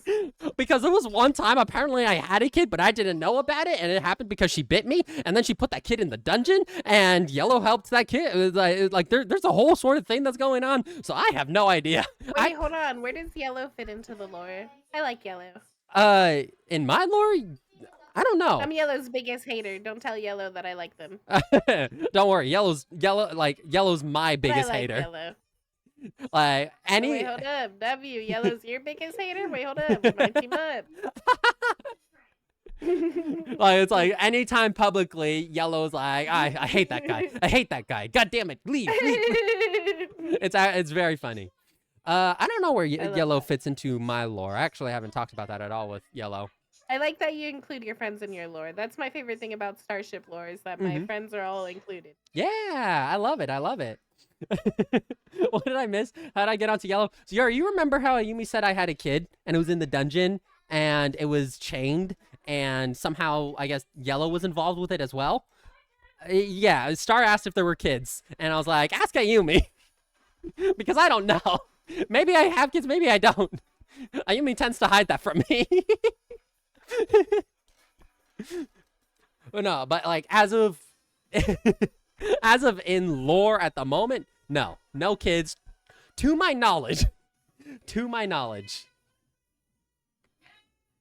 So, but yeah, so currently, Yumi's Lin's wife.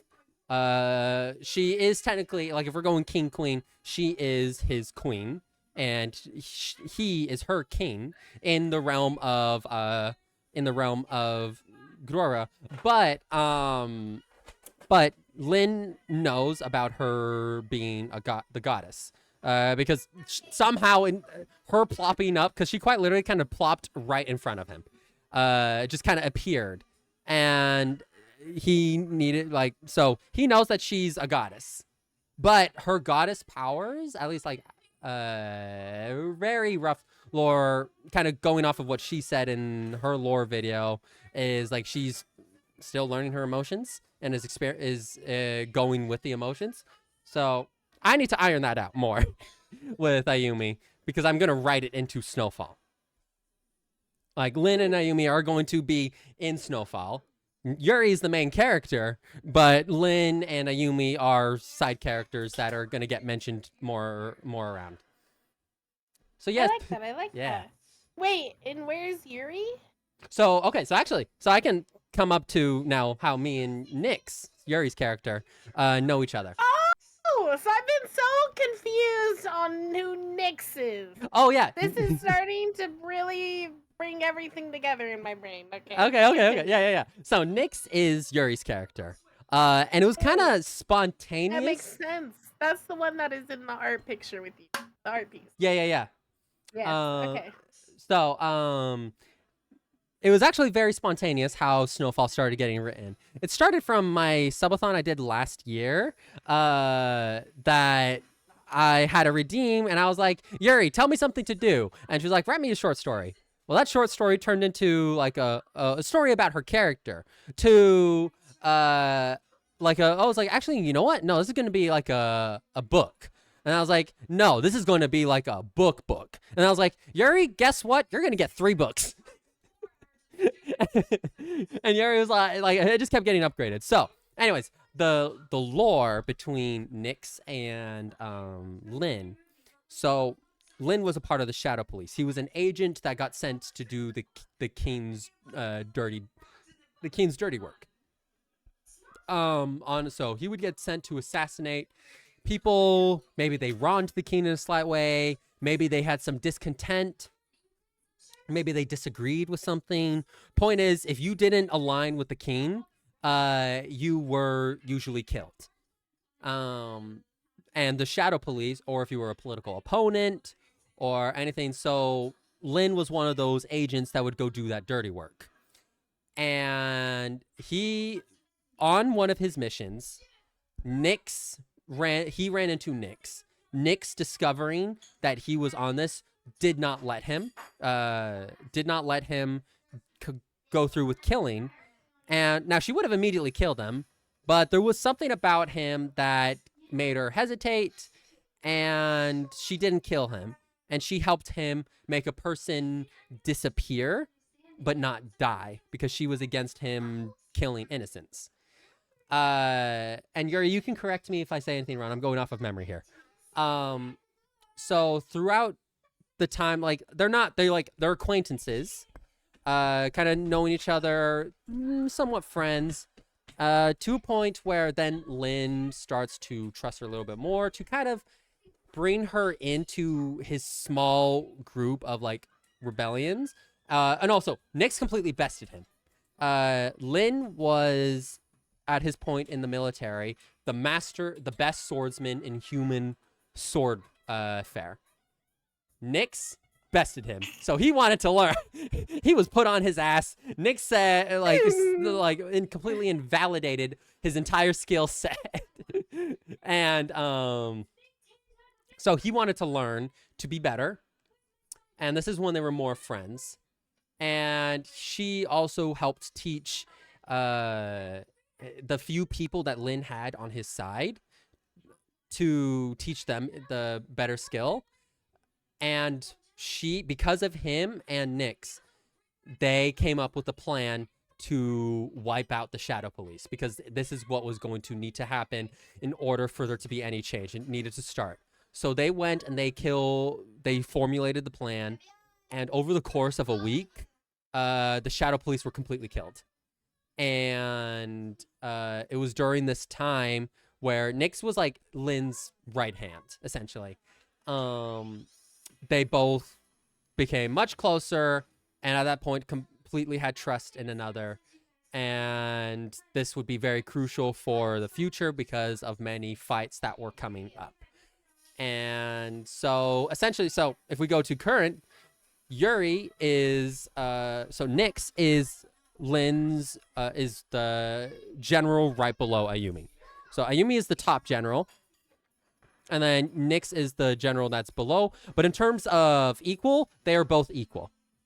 Nyx is Lin's right hand or left hand. They both are equal. Like Ayumi and Yuri are both equal in the lore of Kaiden. So that's how Nyx comes into play with all of this. Huh. Because in my lore, this is Lin's lore. Lin's OC has lore that is tied to our mutual wife, Ayumi. Me and Lin aren't married to each other, but we are both married to Ayumi. Mm-hmm. But Lin has a very deep relation to Ayumi that is deeply tied into his OC's lore. Mm-hmm. Which also ties in Ayumi's best friend and Lin's, I'm sure, best friend, Yuri, who is also their manager as well. Yeah. Very cool stuff. Yeah. Praise Yuri. This entire collaboration wouldn't have been possible without Yuri. So shout out Yuri. I wouldn't be here. Yeah. Because I was too scared to DM you. Oh my god, Lin, why? Because I have a lot of respect for you and for everything for everything that you do. So I was like, I want to collab with Star, but I'm too scared to reach out. And then Yuri's like, I can make it happen. Don't ever be nervous, because, like, trust me, I'm sure people who, like, Bang, not to put you on the spot, but are you nervous to DM me? Just out of curiosity. So in other words, everyone's lore is tied together and is very interesting to learn. Yeah, in a sense, yeah, like, it's very interesting. Now, I don't know where I fit into Ayumi's lore. Currently, the status is everyone blames me. Blame Lin has been going on for the entire year. Ayumi's stream is a bit scuffed. Blame Lynn. I'm nervous to DM Star when the Cowboys lose. I usually only respond with gifs of me unaliving myself, to be Oh honest. shoot! I told you. Hashtag blame Lynn 2024. Yeah, it's a thing. It's like the running joke is anything goes wrong, it's not your fault. It's not anyone's fault. It's Lynn's fault, and it's fucking hilarious. But yeah, that's the general thing of my lore, and it's not like very straightforward because I don't have it completely written out yet. I'm going off of what's in my mind and what I've thought about and wanted to create. Ah, interesting. I like that. I like that. Mm-hmm. Any questions? Any questions? Actually, I do have some questions. Yeah, so, yeah. with your lore and everything in mind, how would you find yourself interacting with the Starship universe? Like, how do you Ooh. find yourself as Lynn entering into the Starship or interacting with this? Have you ever thought about that? No, I haven't, honestly. I'm like, because I'm very much in a very fantasy universe. Like we So are we. We got all kinds of weird motherfuckers on this thing. True. Think of the Starship as like the multiverse where everyone connects. How do you end up there from your story? I think Ayumi would have brought me there. And obviously you don't stay for a long time because you got a lot of shit going on. So you're not more of a long time host on the Starship, but have a good night, Bang. Have a good night. Can we get another shout out for Bang? I think because it actually fits into how I discovered you in the first place, which was through Ayumi. I think something that would fit. You met Ayumi right after TwitchCon. Met Ayumi after TwitchCon, and it was when she raided into you that I discovered you. Then I discovered, I think it was Moonly or Cuttlebee, and then it was Livy, or I think it was I know it was Ayumi, then you. The other three, Cuttlebee, Moonly, Livy, I don't remember the general order of how I met each one of them. But I know it was... So, like, Ayumi, like, opened up, like, this little multiverse portal for Yeah. Crazy. Yeah, no, like, and I am so happy that I found... Because, like, quite literally what it was, I couldn't have strayed farther from what I was looking for. It was after TwitchCon. I was looking for a male elf VTuber. I could I could not have strayed far. You found that fucking wolf little gremlin. I found that wolf gremlin. And that's crazy. I couldn't have strayed farther from what I was looking for. Like a lot of my original viewers weren't even looking for a VTuber. They just thought I was a little strange, so they stuck around. Oh, I love that. I love that. It's like there was something about Ayumi's energy that because I joined her stream and I don't remember what was going on, but I remember it was absolute chaos. I remember saying the words, "I love it here." Something about Ayumi's energy in that stream grabbed me and took firm hold, and I have not left ever since. Walrus said, "Ayu is unhinged personified." Well, you know what that is, right, Lynn? Is because she does this thing when she first meets femboys. Oh my god! Where she mind controls. You've been stuck in this loop of not being able to get away from her. And the reason you don't realize it's happening is because in your head you're like, I'm not a femboy. But holy fuck, you're stuck just like the rest of them. I don't know. It's really interesting. Is that my shiny star? Hi, Vicky. Oh my god. Star is so right. Sniper, how was your stream? Thank you so much for the raid. Welcome in. When pulling up his programmer socks. Vicky, thank you for the 166. Oh my god. I'm good. I'm just dying of laughter. Hi, Mayo. Okay. I'm good. Totally not tearing up from laughter. And Lynn's like, I don't know why I can't get away from her because you're locked in the factory. Lynn, did you can't get away from her? Oh. You're good. You're good. Don't worry. Good. Oni, thank you for the 9. Welcome back. Welcome back.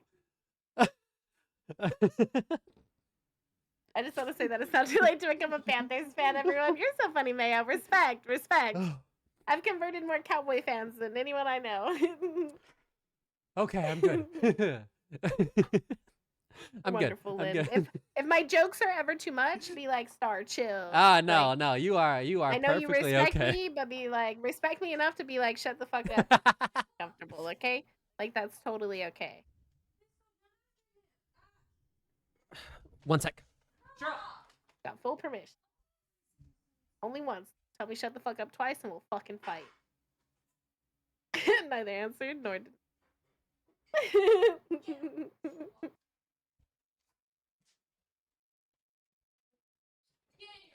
Okay, sorry. Shark was counter surfing.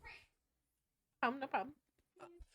But yeah, so that's kind of like how I found. So anyways, back to what the reason I brought that up was I feel like it would have been Ayumi wanted to introduce me to you, so she would have used her goddess powers to bring me to your ship.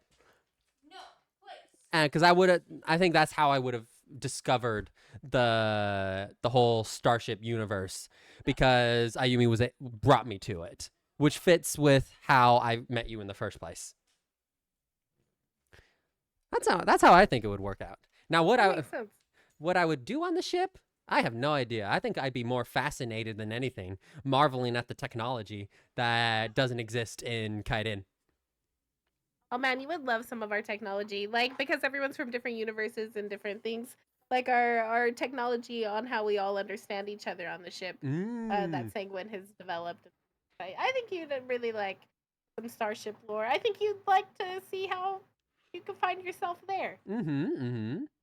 All right, this Cosmic Money is going to bed. Got work in the morning. Hope you guys have a great collab stream. Thank you, Yudi. Bye. Love you. Rest well.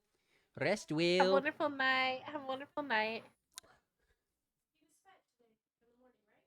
I love that.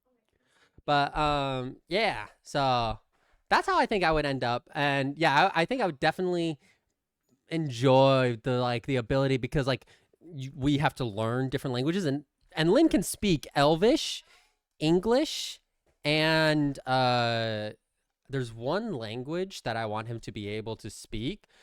Oh no, I need to come up with a name for the dragon language, or maybe it exists already.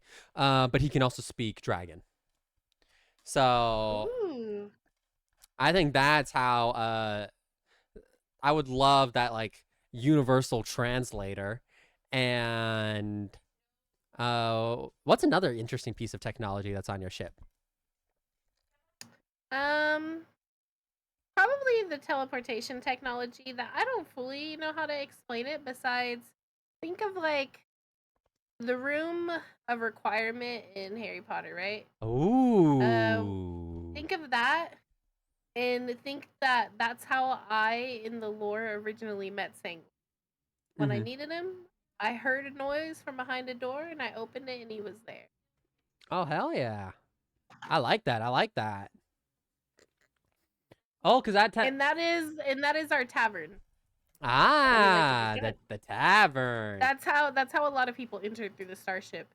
Is wherever they are, the redoubt, wherever they are, they walk through that door, and when they leave, they find themselves walking the Starship.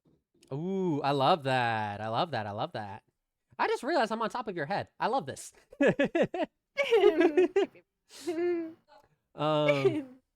Yeah. Look, I love fantasy. I love sci-fi. I love just Me too. deep... Literally anything with elves. Literally. Anything with elves gets me fucking going.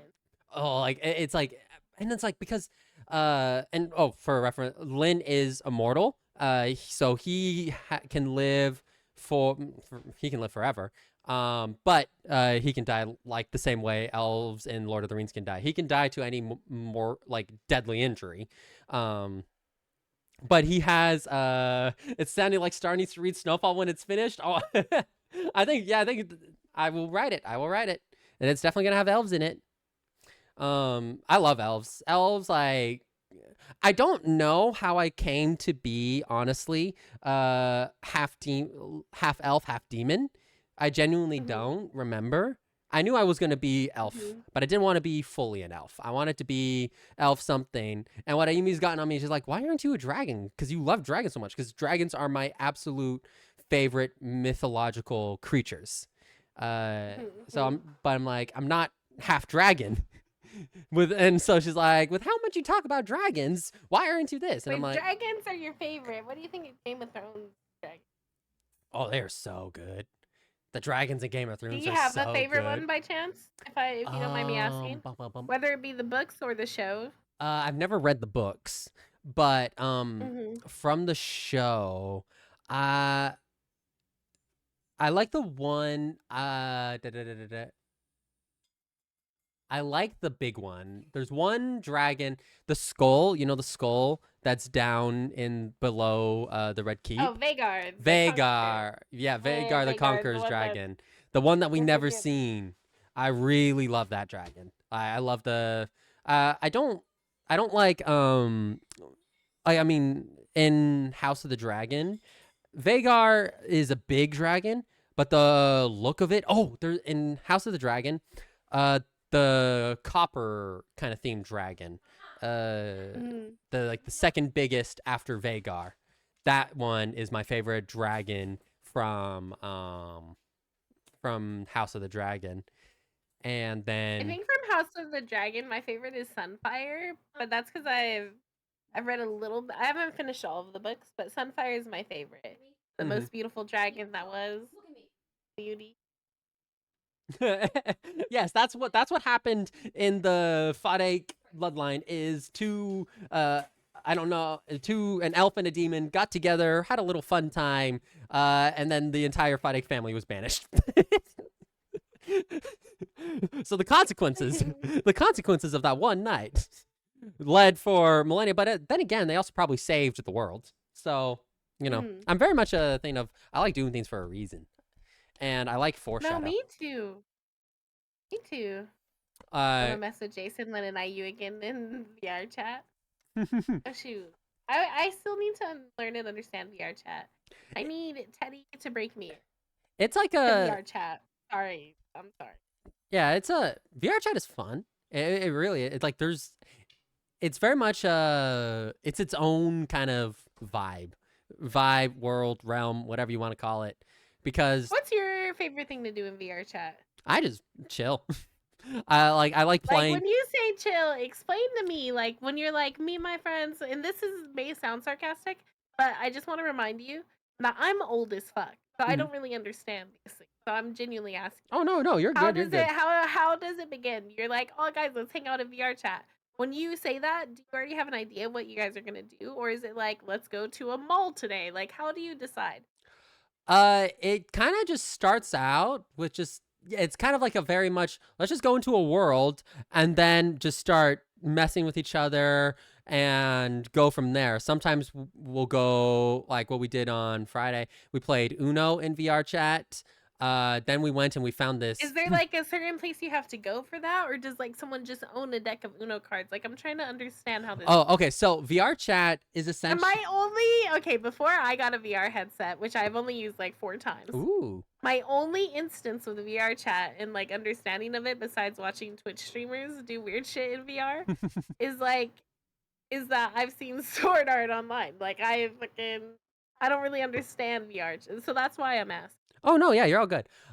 So VR chat basically has a huge variety of worlds that are Mhm. created officially by VR chat, but mainly by the community. And you can literally kind of pretty much find anything. Do you want to play Cards Against Humanity together? There's a world for Cards Against Humanity. You can if do you want to go to like a club and club, you can go find a club.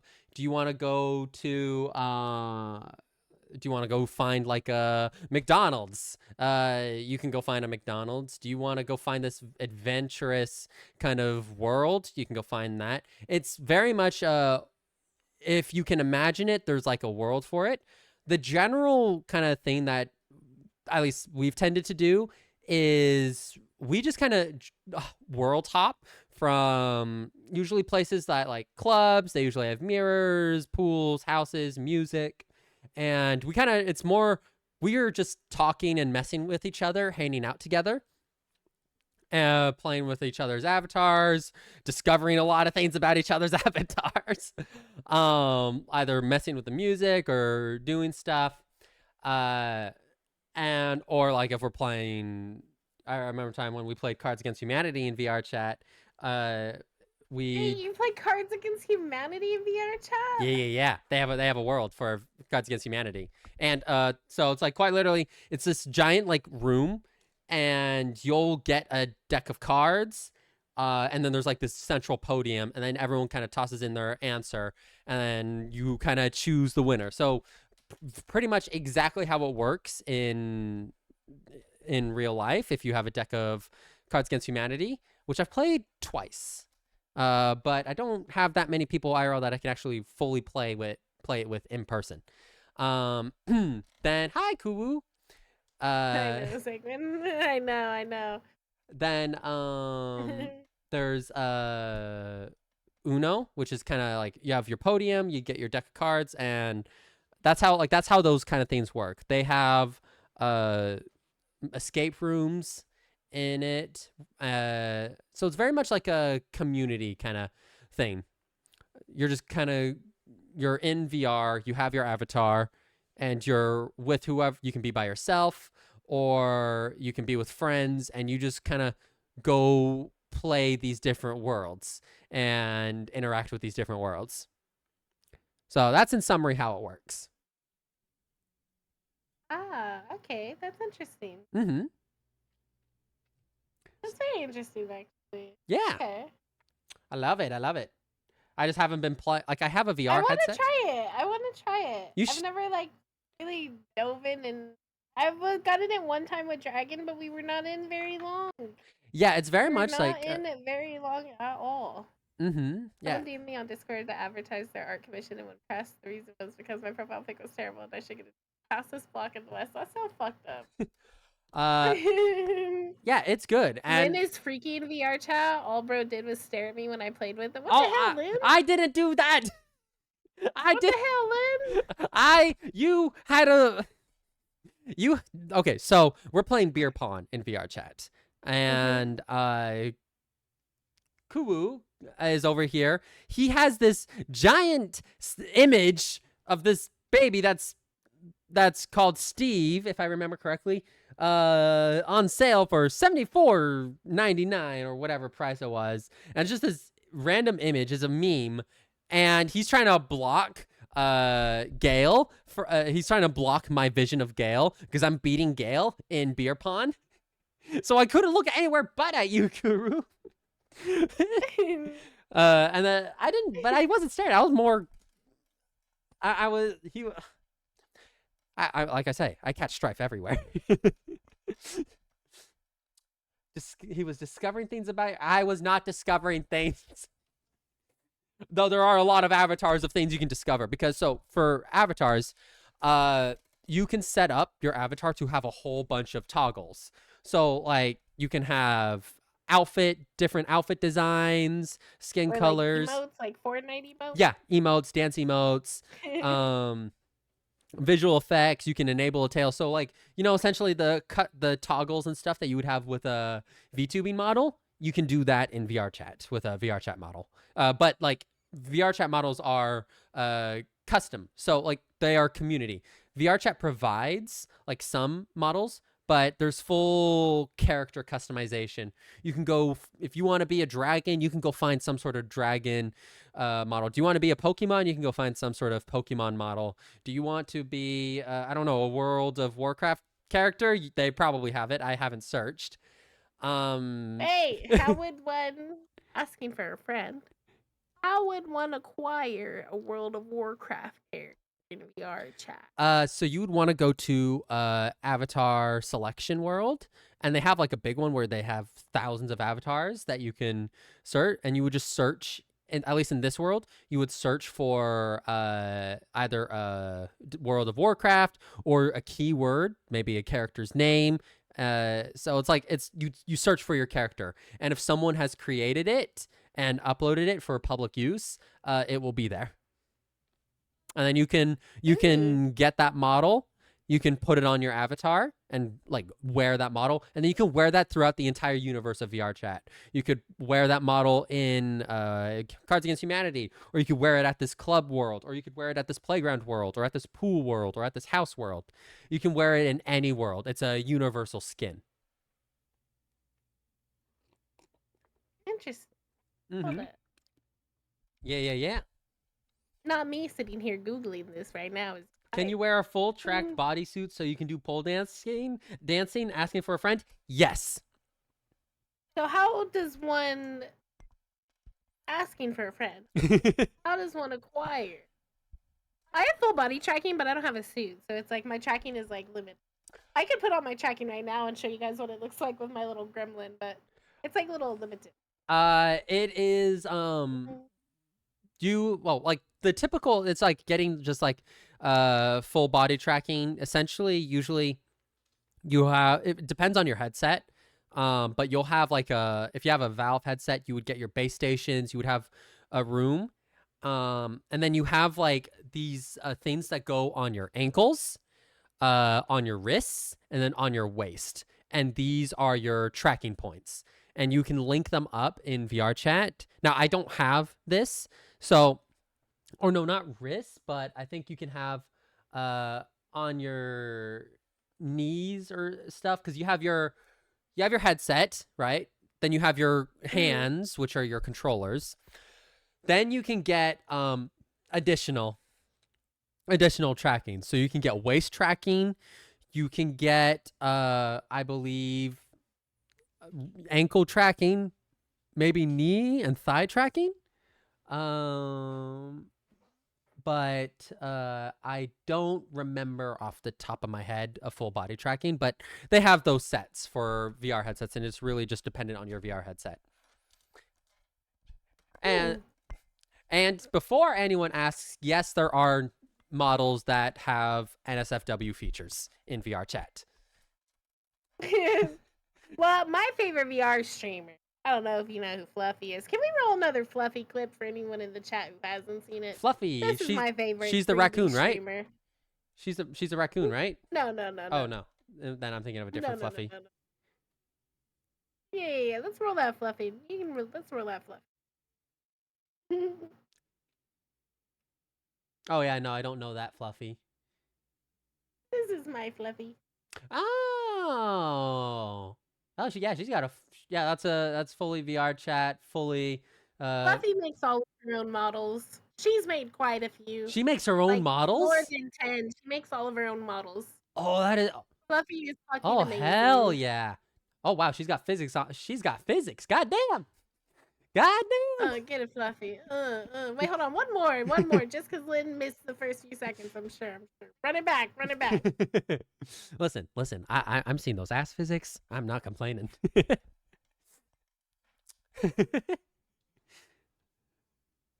Bum. Yeah, no, VR chat is fun. It's very much just kind of like hanging out with your friends.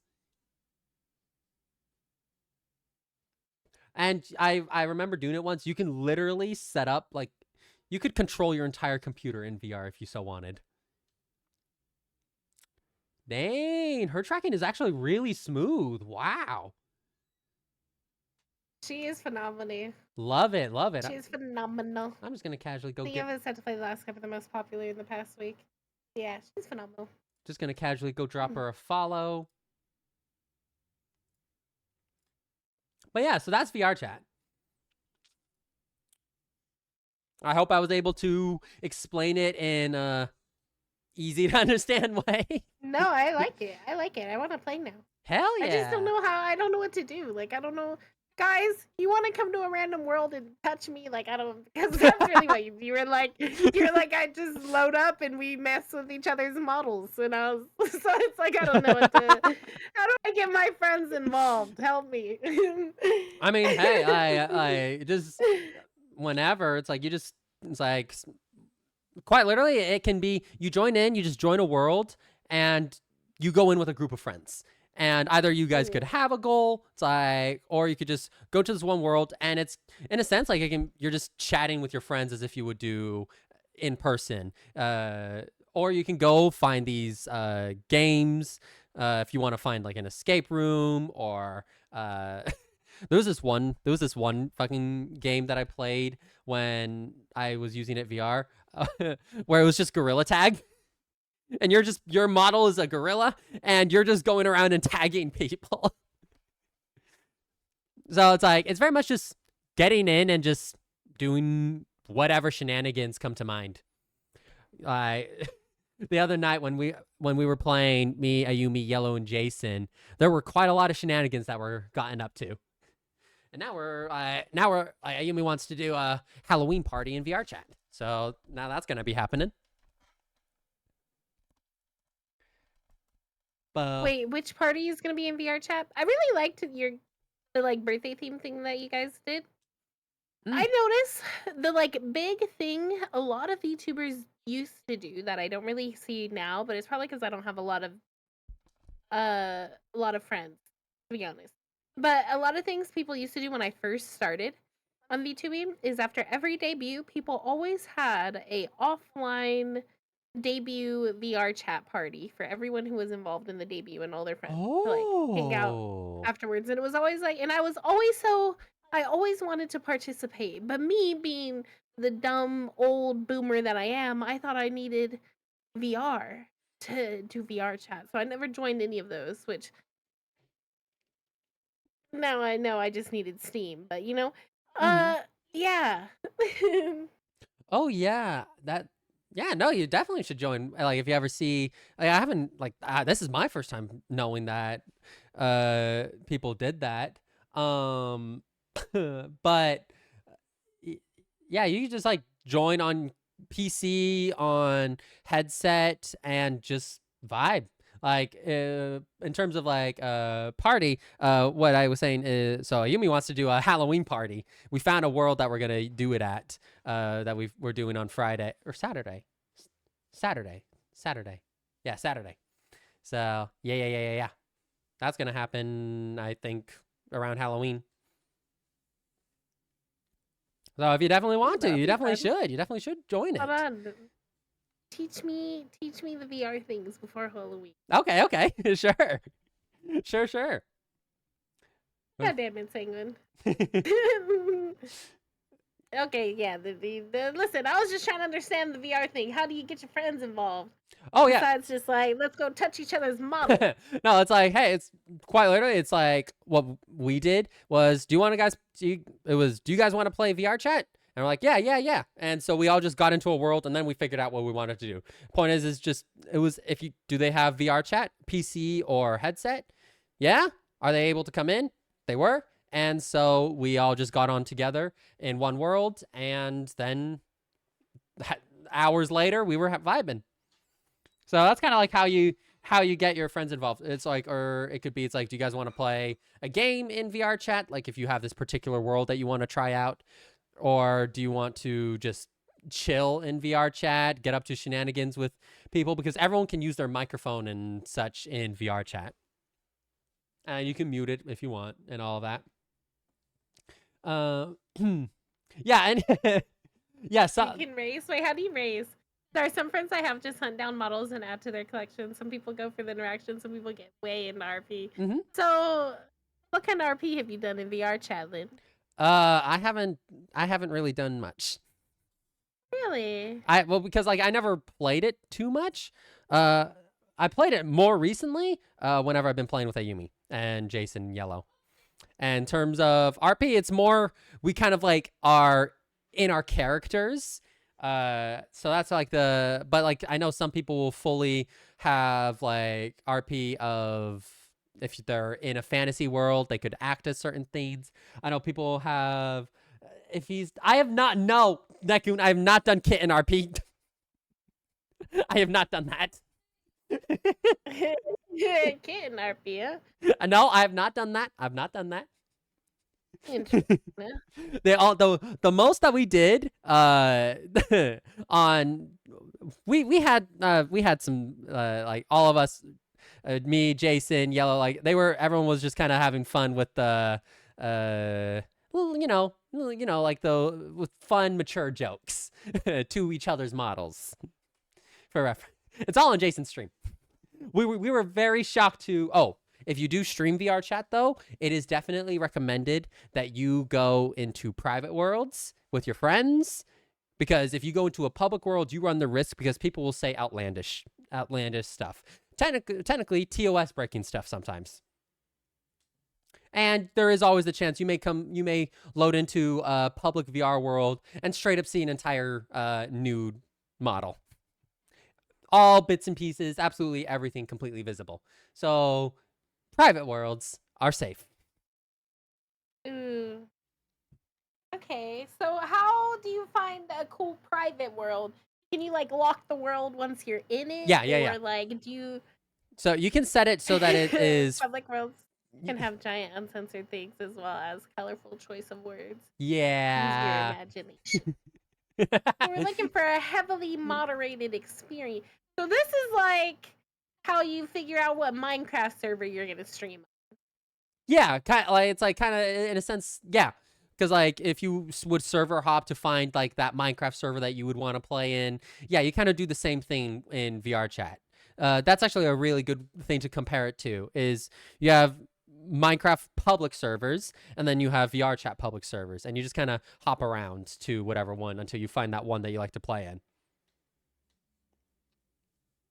Okay, ooh, make a club star. Well, that's exactly what I was actually thinking of. Yeah, do it. Like, what if I wanted to do a speakeasy thing for my birthday? Speakeasy? What do you mean? You don't know what a speakeasy? Oh my god. No. You don't know what a speakeasy is? Well, in your defense, and Ayumi can attest to this. You're homeschooled. Damn. Well, technically, it was online school. Okay. But okay. it was like it wasn't a shot fired. I'm thinking of all my homeschooled friends, and I can't think of a reason their parents would teach them about a speakeasy.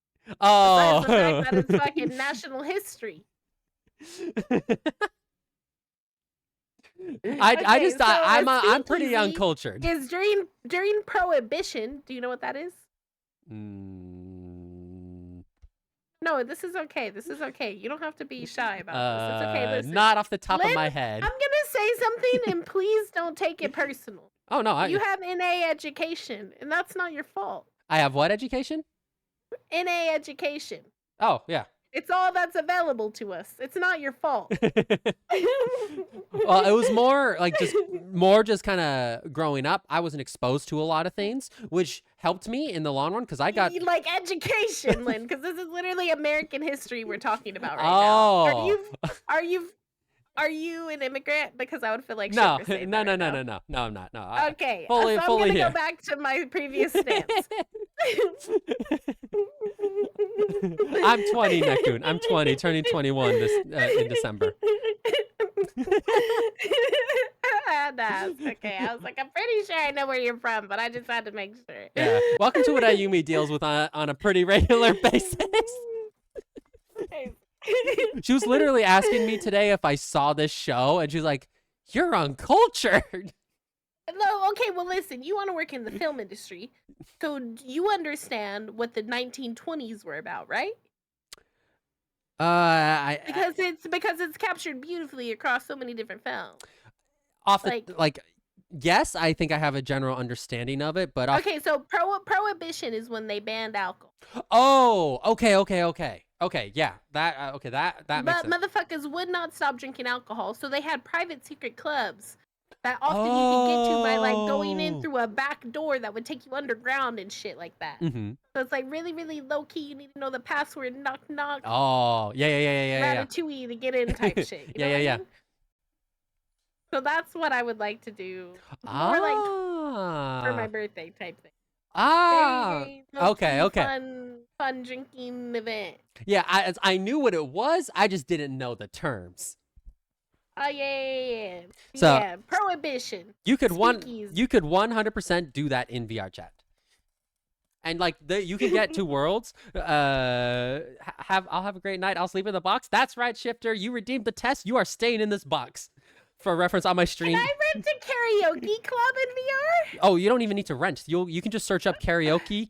Like there's like if a game has its own currency, it does. But like you could search up in the world search for like a karaoke thing, and you could find a club. Like most clubs actually have like a mic stand where you stand at the microphone, and then it's just your regular microphone that's attached to your headset or your PC, and you can do karaoke. And then also you can play videos and music in worlds if they have that set up. So yes, you can do karaoke in VR chat. Hmm. Interesting. Mm-hmm. Interesting. I'm loving it. Yeah. No, it's like if you want, do you want a room that has for anyone who plays VR chat, you're gonna immediately know what I'm referencing here. But I got it because for the funny lulz of it. But anyone who plays VR chat, if you want a room with just a bed, you can find that. If you want a room that has a mirror, you can find that. Do you want a club that plays music and stuff? If I wanted to walk around like a replica of Hogwarts, is that something I could find? I believe so, actually. I believe so. Yeah, people get freaky. Yeah. I mean, you guys should have seen. When you say people get freaky, do you mean they have 3D models where they're like pretending to touch each other? Yes. Or is it like they're standing next to each other silently typing? No. Like these people, like whenever they like do role play of the deed, they usually have a full body tracking set, and they are fully like doing everything in. They are full, yeah. Sanguine said it right. Full on fucking. They're full on having virtual sex in VR chat, with all the bits and pieces. So listen. Asking for a friend. If you are virtually on top, how are you simulating that IRL if there's no one underneath? I mean, people do have their ways of doing that. Some people use pillows. Some people don't. Like, are they just on the corner of a fucking couch? Like, I'm trying to understand. I don't know. Like, honestly, I wouldn't be surprised if they're on the corner of a couch, or if they fucking put like a bunch of pillows underneath them or whatever. Okay, so asking for okay, hold on. Let me I love rewind it this. I back. love Let me this. I rewind love it back. this. Ask for a friend. Mhm. Why do you know all of this, Lynn? Hold up. You said you don't RP in VR chat. I don't RP, but I'm aware of what goes on. Like, well, RP. Okay. No, I've never done it. I've never done that. How close proximity? What do you mean? Like, are you hanging out in a bar in VR chat and you just know in the corner, oh, they're over there fucking? Well, I guess in VR you would physically see them bouncing on it if that's what's happening over there, right? Yeah, you would. Oh, that's crazy. That just fucking happened? Yeah, well, that's not for real. No, that like sometimes you can find worlds. Sometimes they don't have their clothes off on the models. But it's usually like stuff like that is usually in public servers. And whenever I've played VR chat, I've usually played it whenever I'm streaming. So I never would go into a public world for that reason. But yes, motherfuckers is crazy. I know about all this stuff because I watched a lot of VR chat content. I because like VR chat, I've known about VR chat for a while. So. And VR chat probably carried through COVID, huh? Oh yeah, 100. No, what people were doing. Yeah, no, VR chat probably blew up during COVID. Honestly, especially for people who were locked at home but were in relationships. So okay, I got a question. I know you know the answer to. And if not you, I know someone in chat got me. Asking for a friend. How would one acquire a VR chat mute? If I wanted a personal one. A VR chat what? Mute. Mute? Mm-hmm. to follow me around. How do I get one of those? I like just a person that just follows you. Like I'm a Nekun? yeah Ask the chatter. Fine. yeah Nekun? I'm not I understanding the know you know question. what I'm asking. I know you know what I'm asking. How do I get me one? Yeah, I'm actually like I do that. Ask a chatter. God. Is on Beta yeah VR set and tracker. wait are you just asking Yes. how you get someone that Free? that doesn't talk that just follows you around no matter where you go? Okay, if I don't want a chatter Nekun, how do other people find their mutes? Yeah. Wait, you don't know what a VR chat mute is?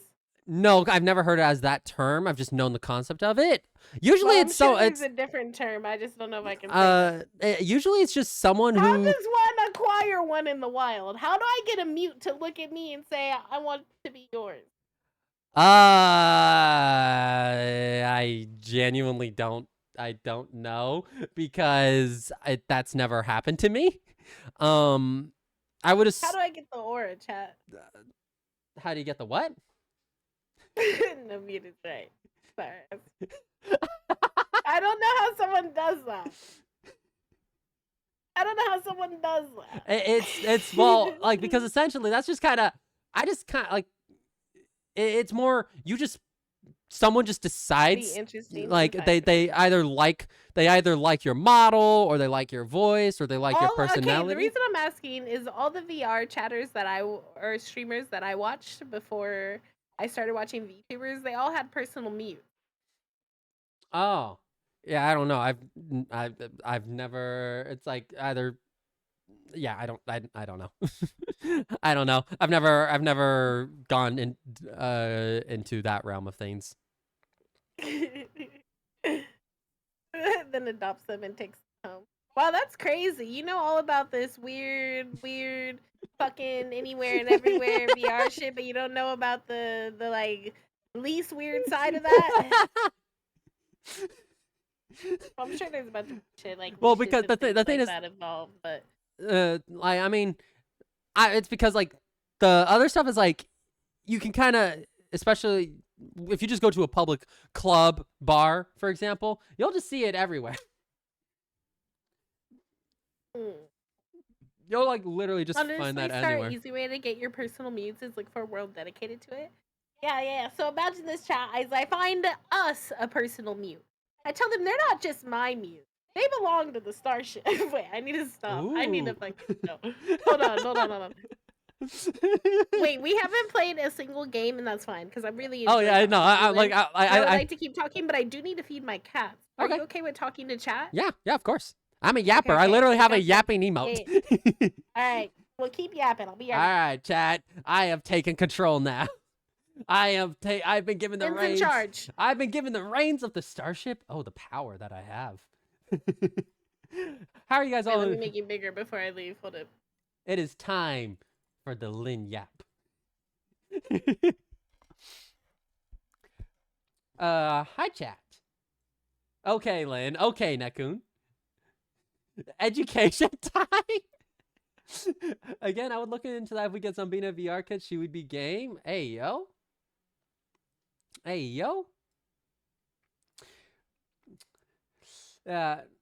are you guys enjoying it? I'm having an absolute blast. I love like especially like in streaming wise, I love just chatting streams.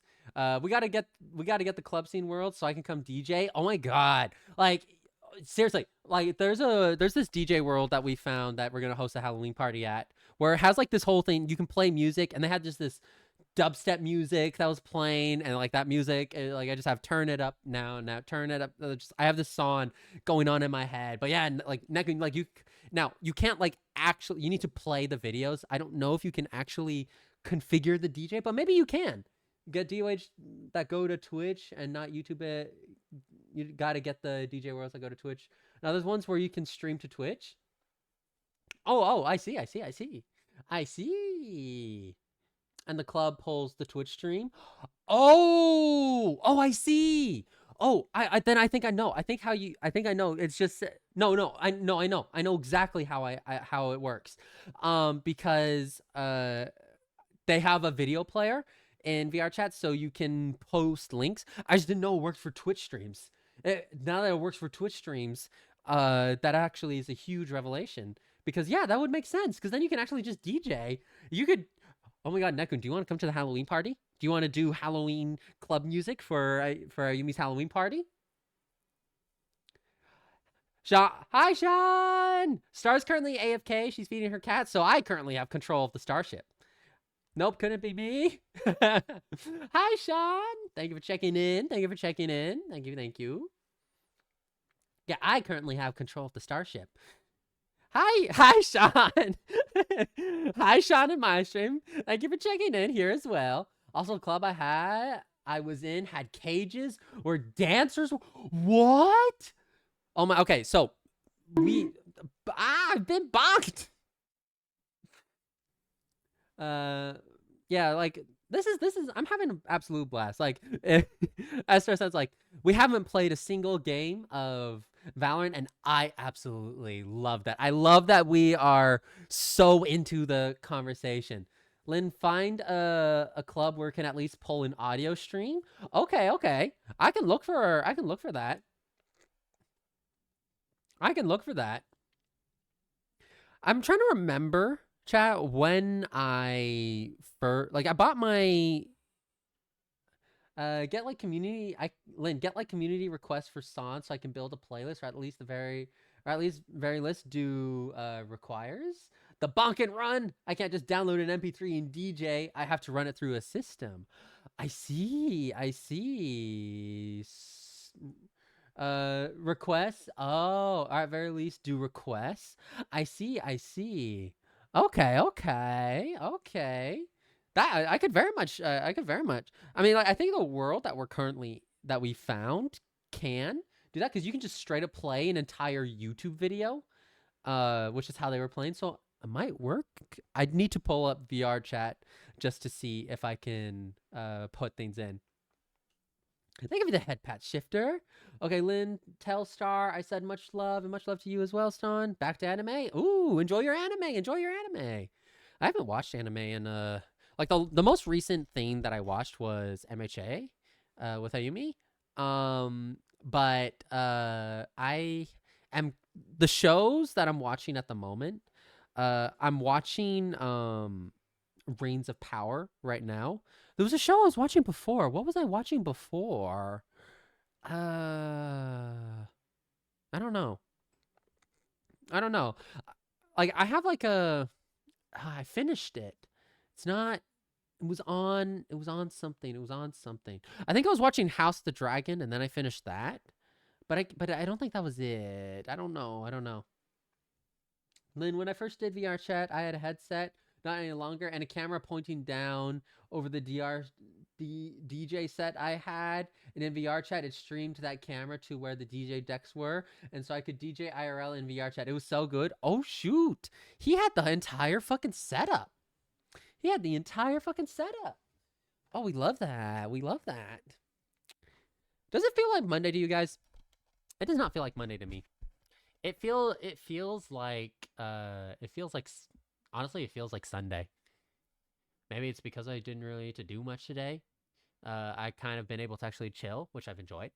And I was looking forward to this collab with Star, because holy wow, I'll have been in this community for 2 years since in October. I'll have known everyone. Let me do follow age in Stars chat right now. Let's see. How long have I been following? Follow age. We are so close to 2 years. 2 years. Honestly, time flies. This community is amazing. Get them rookie numbers up. Hey, I'm not leaving for years. No, I'm here for years to come. It's been honestly so fun just being in this. I remember, like I said, Ayumi's stream completely hooked me into the community. She raided into Star, and then kind of the rest is kind of history, but like, Ayumi, I absolutely lost it when Star was like, well, you know what it is? It's she can mind control any of the femboys, but because you're saying you're not a femboy, you just didn't recognize it. I absolutely just died laughing. But it's been honestly so good just seeing everything in the community, seeing Stars streams grow, seeing Ayumi streams grow, seeing Moonly streams grow. I remember, I think I was there for the first Kudo board, like among the community. I don't remember. And then I like how that's just kind of become a tradition for most people of the board thing. Yeah. Oh right, board thing. Yeah, yeah. Like board thing. Oh shoot. Do you have a Kudo board that you need to go and take care of? Oh shoot. Go get that. Yeah, go get that Kudo board taken care of. Shush. Okay. Let's shush. Okay. I got you. I'm winking at you. You can't see it because this is just a PNG, but I'm winking. But I remember like the first Kudo board, and then just how it kind of became a tradition for everyone. So it's been awesome to see just the Kudo boards all around. Uh, but how's everyone's Mondays going? And what's your plans for the week? Personally, I'm going to try and let's see. What am I doing this week? I'm streaming, and then I'm getting my clips out. I'm getting she know now she knows about the one that's due in a week. Oh shoot. Ah, oh shoot.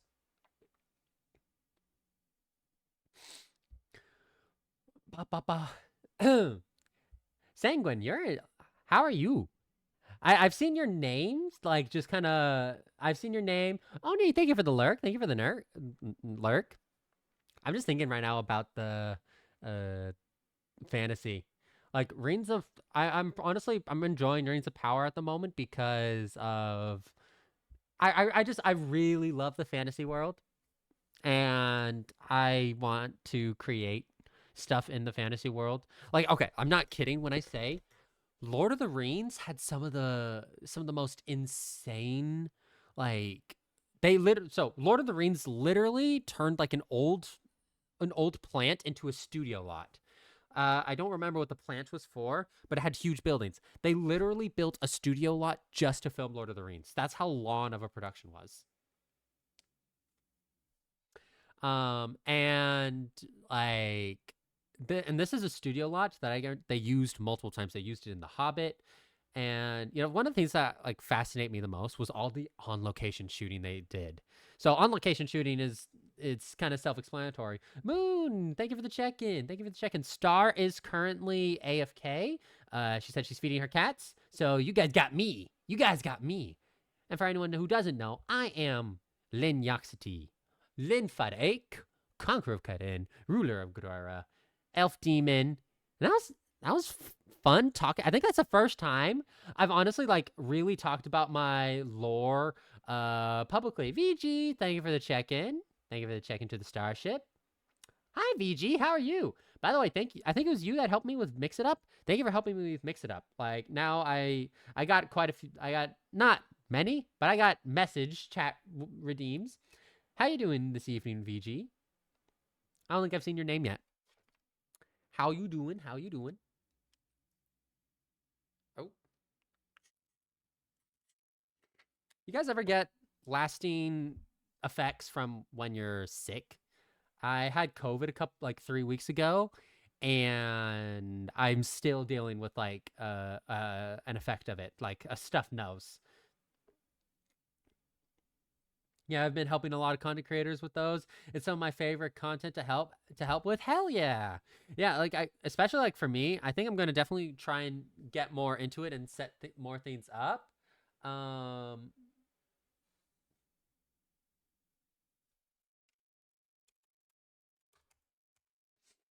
Bum bum bum bum bum bum bum bum bum bum. Oh, there's something I definitely should tell Star considering she's been watching football. So I was doing Uber Eats last night, guys. Lynn DM explains. Yeah, I just saw. Um, I did some outside of editing. Hell yeah. So I was doing Uber Eats yesterday, and I had to go. Now I went up to this like so many roads were closed, because I was up near the Kia Stadium here in Los Angeles, and I don't know if it was any football games were going on, but maybe because it was Sunday, maybe there were football games going on. But like I know the stadium was full. There were tons of people parking everywhere, and traffic was crazy, and as well as so many roads were closed. Like LA Transit went and LA Transit went and closed a bunch of roads. I think either to make things smoother or whatever. I don't really know. Bum, bum. Oh, if you hear Sherlock, I apologize. He is a shepherd that has a bit of a loud bark. One sec.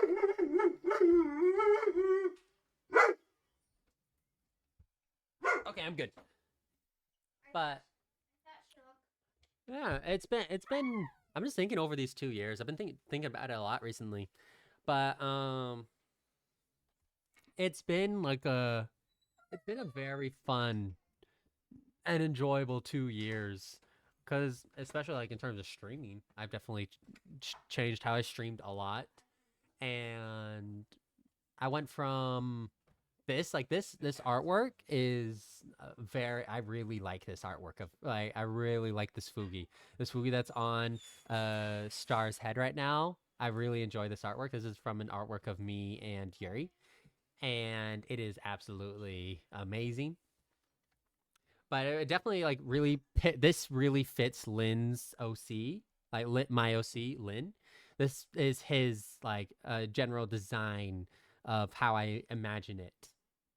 So it's cool. It's very cool. And I love the hair. I love the hair. Like the hair just looks very soft. Boom.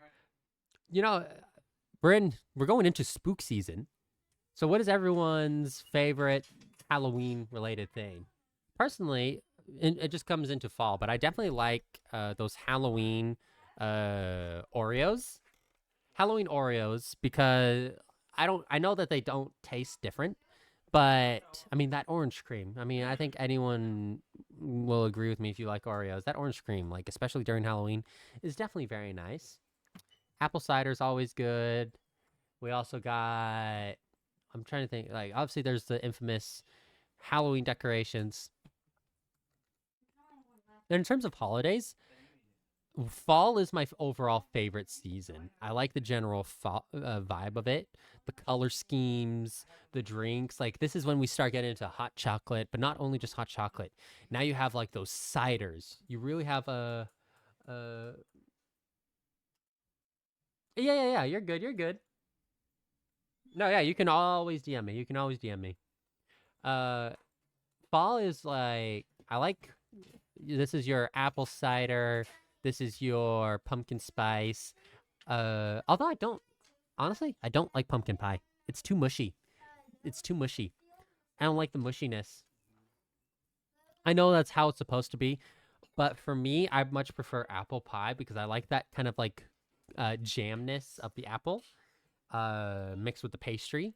And then we have and then you have the flavoring.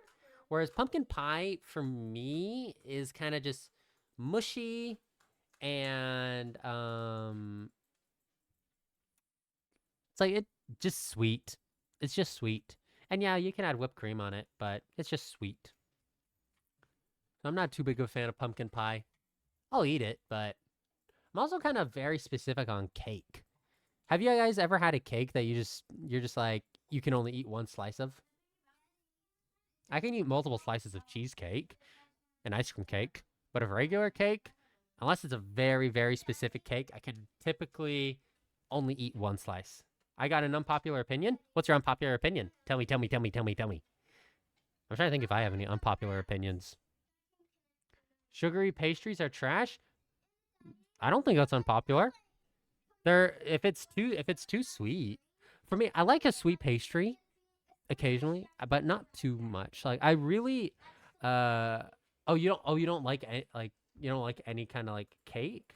I do not like. Okay, fair. Honestly, okay, I can see where the unpopular opinion comes in. But honestly, that's fair. You don't like cheesecake or ice cream cake? Personally, I like ice cream cake and cheesecake because it's not no? Oh, okay. I wouldn't that's perfectly valid. What do you prefer? Like what do you prefer? Do you just like ice cream by itself or like maybe a candy or something? Like what do you prefer? I the reason I like cheesecake and you like chocolate? Ooh, I like that Ambex. Is it Ambex or Ambex? I like cheesecake. I like cheesecake and I like ice cream cake. There was this one ice cream cake I had a while ago. It was a mix of 2 Trader Joe's ice creams. It was delicious. Wafers and chocolate and Trader Joe's ice cream. Delicious. The caramel swirl Trader Joe's ice cream and then cookies and cream. Recommend. I love dark chocolate. Milk chocolate is just a scam. And croissants. Ooh. Okay, personally, I like milk chocolate, but I don't like it being too sweet. So I like a milk chocolate that leans more towards the dark side. I like a dark chocolate that leans more towards the dark side. A milk chocolate. Milk chocolate is a scam, is a diabolical statement indeed. I don't like white chocolate. White chocolate is just way too sweet. And croissants are amazing. Out of croissants, I like regular croissants, but the croissant I like the most is a ham and cheese croissant. I like a ham and cheese croissant the most. Not to come at me. Oh no. Not to come at me. I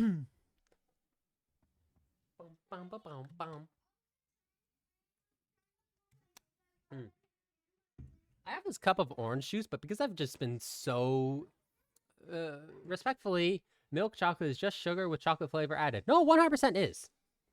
It 100% is. I do like it though.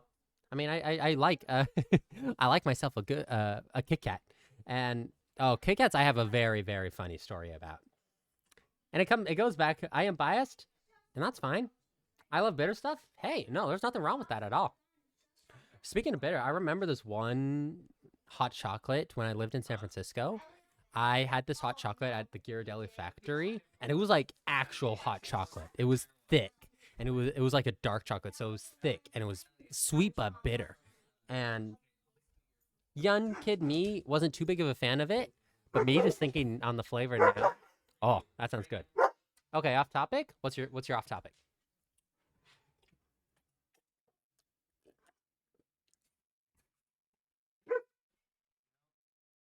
The best mocha I've had in my life was in this little tiny diner in Brooklyn. Typically, it always is those tiny places. There's been plenty of like little coffee shops where you go. Corporate coffee is not good. Not like if you want like really good. Oh, I said the person didn't know what a mocha was. Wait, it was chocolate and coffee and one. So you just wait, they didn't know what a mocha was? Wait, wait, what? Wow. So they go from not knowing. Did they explain how they made it? Like what set this mocha apart? Because yeah, mocha is chocolate and coffee. Now, typically I think they barely spoke English. Oh, that's why it was good. Okay, I have this Ethiopian place. Do you know if it was Italian at all? Do you know if it was Italian? Or if there was anyone Italian working there? Ethiopian. Okay.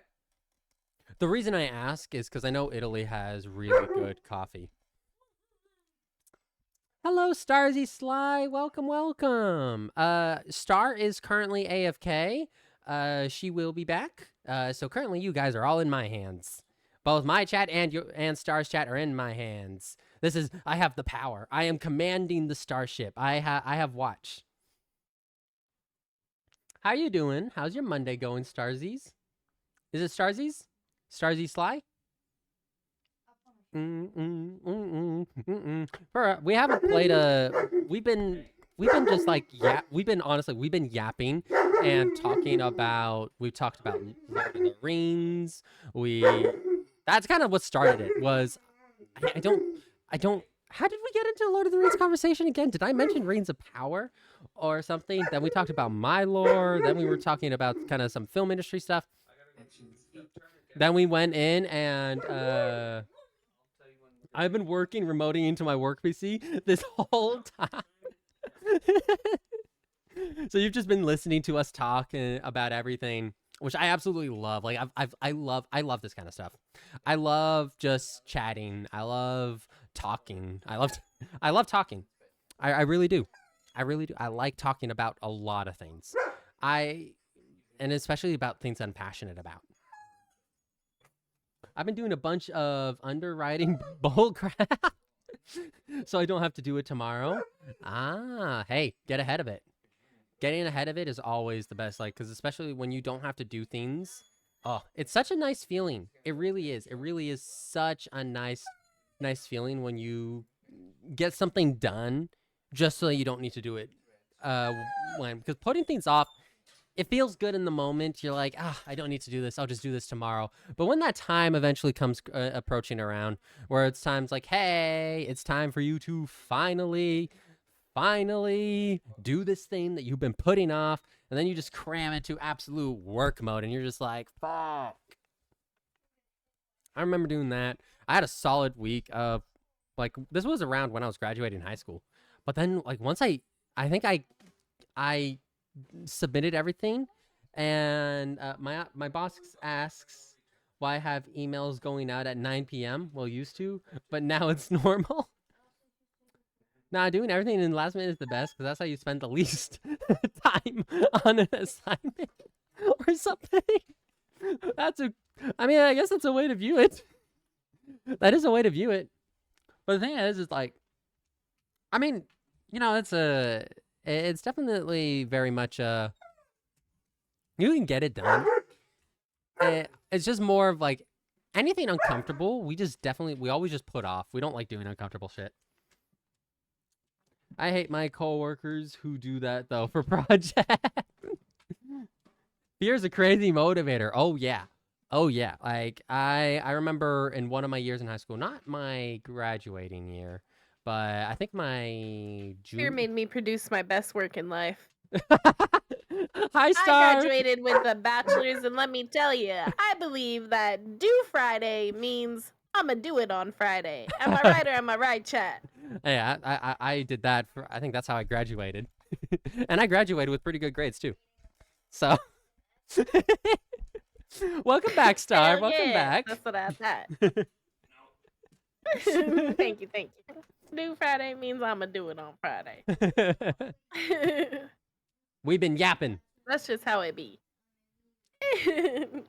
Yeah, I told a story about how my World of Warcraft guild, we were doing RBGs, and they really, really needed me to fucking heal RBGs, but I had a 10-page paper, so we fucking, all 10 of us sat in that fucking Discord call and put our heads together, and they were fucking throwing me sources, doing everything we did. We collectively wrote a 10-page paper in 2 hours. Oh, shit! Oh, that's actually so and fucking got back awesome. To the grind. It's like those times where it's like, all right, the game has finally. You can buy some from the auction house. Huh? Sorry, Taz asked a question. I see. I was like, auction house, huh?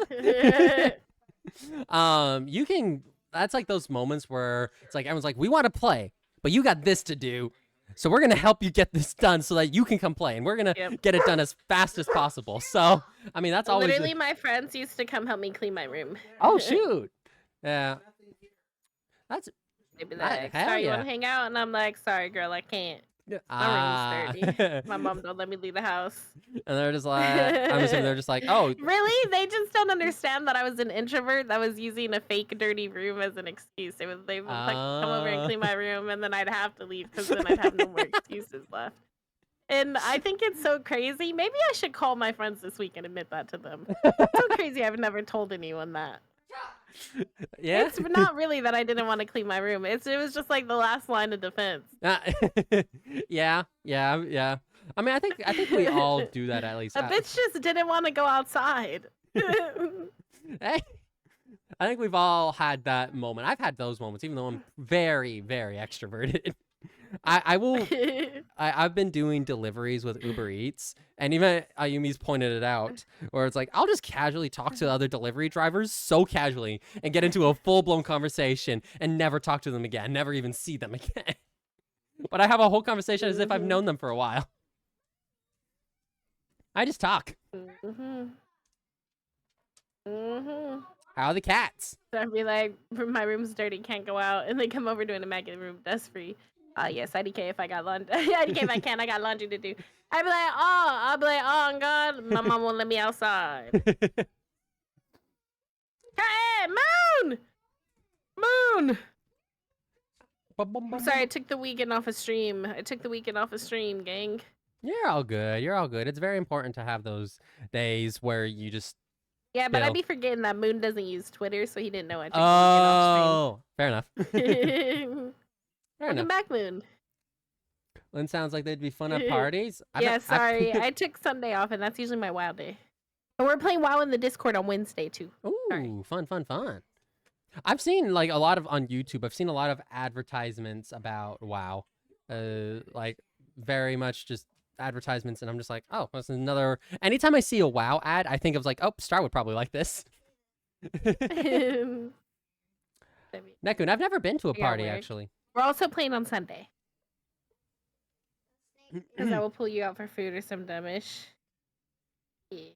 I'm the wanna stay at home friend. I ain't trying to be outside. What outside got that I ain't got in here? I don't know. I don't even grocery shop, guys. Hey, yo.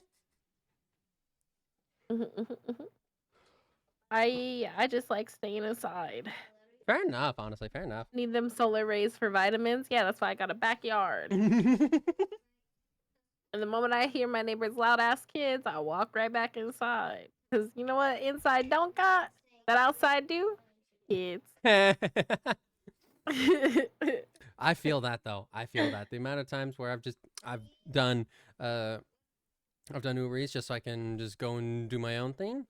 Yep. I've had moments where it's just like too much is going on, and I'm just like, I don't want to deal with this.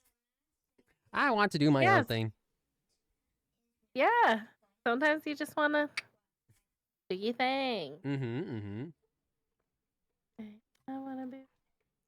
That's so funny. I got like I was very last Sunday. I got myself. I went in because I made a stream highlights video that I just went and downloaded a whole bunch of clips from my clips. I downloaded literally everything since I came back from hiatus, and turned it into a video. And then I went back to that video and turned it all into clips. And now I'm set for the next month and a half of clips. I just go to my Google Drive and I'm just like, all right, what's today's clip? All right, clip, download this, post it, and I just post it to all of the platforms. And it's like I don't need to worry about editing or anything for another month. I'm just like, hell yeah. Wait, hold on. You're so organized. Do you do any editing services, Lynn? I mean, the only editing I've done has been for myself. I'm looking for a clip editor for my TikTok. I don't, mainly because of the sake. I mean, I'd definitely be willing to do some stuff here and there. But because I'm jumping around from various times, that even my own editing, I've been slacking on. No, I feel that. Wiz, thank you for the 137. I do remember doing like way back. Oh my god, this is like a year ago. like Ayumi came to me, he's like asking me because I used to manually write subtitles on my clips. Now I don't put subtitles on my clips anymore. I was like, nope, fuck that, I'm done. But she gave me a couple clips for you that I wrote subtitles on. Yeah. Oh And my god, I used to love the way Ayumi edited my clips. mhm. She's so good. She's so fucking funny. We have the similar sense of humor. Yeah, no, oh, she's hilarious. um, yeah, like in terms of editing, nah, like I don't simply because of the fact I don't have the time, but because I'm basically it's just my schedule's kind of at the moment, kind of I stream in the morning, and then like I do my own thing for a couple hours, and then I do Uber Eats. From when I get I usually try and do that at 5 p.m. or 6 p.m. because that's usually the most active time. And then and I'm doing this in between whenever I get a film gig. But I mean, if you ever need So me, exciting. yeah, it's like it's good, and I make on average like about 20 bucks an hour doing it. That's good. Mhm. That's really good. The only Danica. the only Or is it downside with it, Danica Neko? Welcome in. hell yeah, welcome, welcome. The only downside with it is come tax season, I'm gonna have to pay taxes on it because it's 1099 Yep, income. Got to make sure you are saving for that now. Mm-hmm. Yeah. Luckily this year, like the Netflix show I did and then another gig. So I definitely, and I already know a lot was withheld that shouldn't have been withheld. It was too much that was withheld because I had W-4s. So that's definitely going to come in handy, especially with this. But yeah, I got a 1099. Though, Ah, so yeah. But I mean, it's money, and I will take it. I will take it because it's true. it's very useful money. That is very true. I'm not in the 1098 gang. 1098 gang where you at? That's funny. Does a 1098 actually That's exist? funny. Is that an actual tax form? Because I'm only aware of 1099s, W4s, and W2s and W9s. Because I've had to deal with Is all the of fund those. for interest rate? Oh. Oh. Oh, really? Oh, that is so interesting. Yeah. The only ones Oh, that makes sense. The only ones I've dealt with have been for whenever I have to sign my deal memo whenever I get onto a gig, and I usually find out it's like, are they going to withhold money or am I going to have to pay taxes come tax season? And so those are the 1099s, because 1099 is also what Twitch deals with. Then W2, W4, and Yep. W9 have been what I've been dealing with in the film industry. Yep. That makes sense. Mm-hmm.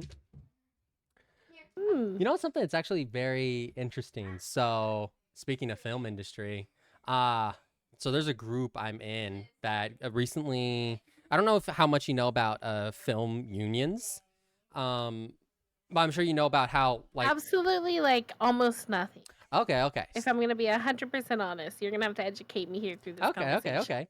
So basically, do you know about SAG-AFTRA? Yes, I do. Yeah, so they are the Actors Guild, Actors Mhm. Union. WGA is the Writers Union. Mhm. The DGA is the Directors Union, Assistant Directors Union. Then IATSE is the General Crew Union. Now, I work as crew, but the role that I do is not protected under a union. And now, in Huh. commercial, because so in the film industry, you have your commercials, you have short films, you have scripted television, you have reality television, and then you have scripted feature films. And then you also have union feature films, and then you have indies. So indies are typically most of the time low budgets. They don't really ever have any studio backing because most things with a budget are union, simply because the budget, the scale, and everything, it needs to be union by law, or not by law, but it needs to be union. So there's a group that I'm with that is working to unionize production assistants, which is the role that I currently do, because they are not unionized, but they are the general glue that holds the industry. Because the PAs, so on a crew set, you have a whole bunch of roles, and every single role is critical. Not a single role on set is unimportant. So there is like it's actually really, really fun because everything is like really kind of wholesome for the most part. But everyone has a job. So and like for everything, like you have people who work in just electric. Then you have people who work with grip. So you'll have G&E department, and this is grip and electric. Grip is they usually handle a lot of those, like, so have you ever seen behind the scenes where you see all these like bars and all these lights everywhere and all of the general like sandbags and stands holding up these big black covers and stuff? So that's grip. Grip is the technical is like the what's the word I'm looking for? Like supplies, kind of film related supplies. That is not camera related. And so they will work with lighting. Genie kind of does lighting. They work hand in hand with lighting, electric, and they set up all of the lighting, the backdrops, sets, like kind of general things. Then you'll have art department, which handles set decoration, set deck, tiny little things around, background, stuff like that. Then you'll have costumes, which self-explanatory. They deal with everything costume related. Then you have production. Production is in charge of the general production. So you'll have, this is where the director is. You'll have your production manager, your producers, your assistant directors, your production assistants. So in terms of departments, and then you also have camera department.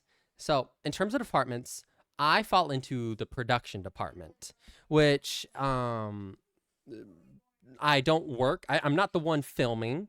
I'm not the one acting. I'm not the one doing things. I'm working for production needs. So, for example, I'll just use Is It Cake. So I worked on Is It Cake. We were working in June, filming for about a month. We were filming on a television studio lot. Production handles production-related things. So without the production department, crew may not get lunch. They may not get those like basic necessities that people may not realize. They also handle locking down sets and all of that. So my point is, what I was saying is that it's interesting. So recently, the group I'm in, they finally are making a huge push to unionize production assistants because they're another crew member, and they're the most taken advantage of roles and are not protected. So they've been working now. A commercial union has been made, Local 111, under IATSE, and this has production workers for commercials. So Super Bowl commercials, McDonald's ads, anything commercial related, will fall under this production. Film and TV, the area that I've done most of my work, has not been unionized. So they're working to unionize that. So I think definitely, inevitably, in the future, every single crew member role in the industry is going to be unionized, which I find very exciting. That's actually so cool. Mm-hmm. Wait, so how would you join the union? I'm sorry. Okay, so to join How does that work? So it's based on requirements. Do you qualify? Because you can't just join the union. You have to qualify. So typically it's by days. You need to work on typically a union set, or like on a set with a specific amount of days for this particular, what you're joining the union as. Are you joining the union as a set dresser? You need to have a certain amount of days as a set dresser on union productions and non-union productions. there's also usually an initiation fee. So to give a prime example, so in the DGA, I'm aspiring to become an assistant director. Mm-hmm. To join the union as a second assistant director. So in terms of hierarchy, you'll have your director, and for reference, the director works with the actors. The director's job is to bring the story to life. So the director is typically working with the actors and the camera department to get a shot, to get whatever needs to be filmed. They don't control the crew. That's the first assistant director's job. The first assistant director handles kind of working with crew and running the set and keeping the schedule. So the first assistant director will work with hand in hand with the director, also with the producers, and will kind of work with crew, working with departments because they have to keep to a schedule. Because I mean, for example, on average, sometimes a production day on a high union Marvel production, for example, can range from $200,000 to $500,000 a day God damn. for those high-end productions. So time God is literally damn. money. The first assistant director's job, Time is money, friend. which is why, like, during the SAG strikes, when they shut down Marvel productions, it was huge because studios were losing millions and millions of dollars on that because the production was shut down. But so the first assistant director's job is to keep the schedule and also is in charge of general safety. I don't know if Wait, I have a question about like that whole during those strikes. Yeah. Is in like the medical industry, when you have a union job, when like you guys start striking, they call in the what are they called, like scabs or whatever, to just come replace you during like the time of your strike. So do they do that in like the film industry too? in the film industry, actually, I don't know. Is there people who are like standing there willing to get paid extra to cross the line and just fuck you guys over? Because that's literally how it works in the medical industry. There's like people who literally just like when they find out a hospital's striking, they reach out to find out if they're fucking looking for people. Oh, shoot.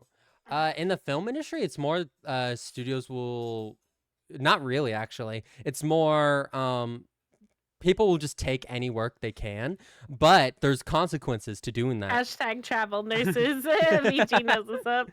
So during the strikes, most productions were shut down.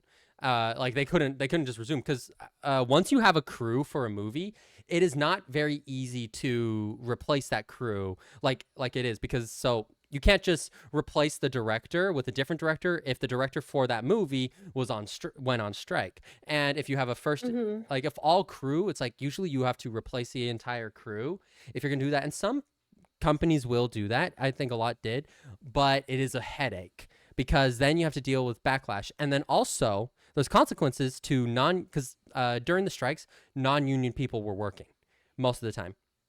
The studios would just try and get non-union people. But there's consequences. If you were like, for example, SAG, if you acted in anything that as a non-union while SAG was on strike and you worked on a production that was technically being struck against by SAG, you would be disqualified from ever joining the union. Yeah, so that's like how they try to scare these nurses. But these travel nurses, they don't give a fuck, bro, because they're getting paid like 3 times as much to not do that. Yeah, here the pay typically doesn't change. So it's more, will you work this? Great. Okay, we're still going to pay you $250, the same rate as like actually no, non-union get paid less than union. Studios will not pay more than what like if they are not required to by the union, they won't pay it. They are very greedy. Yeah, I've always seen like the jokes on Disney Channel where they have like the actors sneak on the set of something and they have like the union versus non-union like dressing area and stuff and snacks and shit. And I've always seen those jokes made on like Disney Channel, but I guess I never really thought about it now that I'm an adult. Yeah, no, like the non-union, like especially as working as an extra, non-union versus union stuff is can be different sometimes. Sometimes Mhm. non-union you won't get access to as much stuff, while union people will do things. Union also for just prime example, I'm registered with Central Casting as a background. I haven't had work in a while, but um, that it's minimum wage, whereas a union, I think it's like $22 an hour. Uh, Mhm. so union has much higher pay. So in terms of being paid more while a strike is going on, no, I don't think so. Maybe I could be wrong, but I think studios would didn't pay anything because they don't like paying union rates. They try and avoid paying union stuff. But then again, they also try like the reason unions exist is because there's security in having a union production, safety laws. I'm not gonna. There's a current production that's currently going on, by a very controversial content creator, and but his production is IATSE has flagged it as a dangerous production, Ah, and also union in what does that Canada. mean exactly? So, so when it was filming here in America, IATSE blacklisted the production essentially, saying no union crew member may work on the production because the union has deemed it as an unsafe and unfair production. So, Ah, so they basically like blacklist them from being able to use any union employees. mm-hmm. And they also That sounds like a extremely powerful position for someone to be in. It would be a shame for them to not act with fairness and kindness. yeah, like and the stuff I'm hearing that's coming out of this production is bad. Like is very bad. There's a reason why they like the content creator, like the production has refused to go union. Because by going union, you have to adhere to safety laws, to What the guaranteed hell? hour Listen, if someone turnarounds. doesn't want to go union because of safety laws, I feel like that's a massive red Oh flag. yeah, no. We should be investigating those people, or am I crazy? Oh, I think there's actually because the show's with Amazon, so I believe there's actually now lawsuits that are being filed against the production company and Amazon because of what's going on this production. Wait, is that crazy? It's no like contestants. So it's a game show. Contestants are getting hospitalized left and right, and crew members are What the getting hell? injured.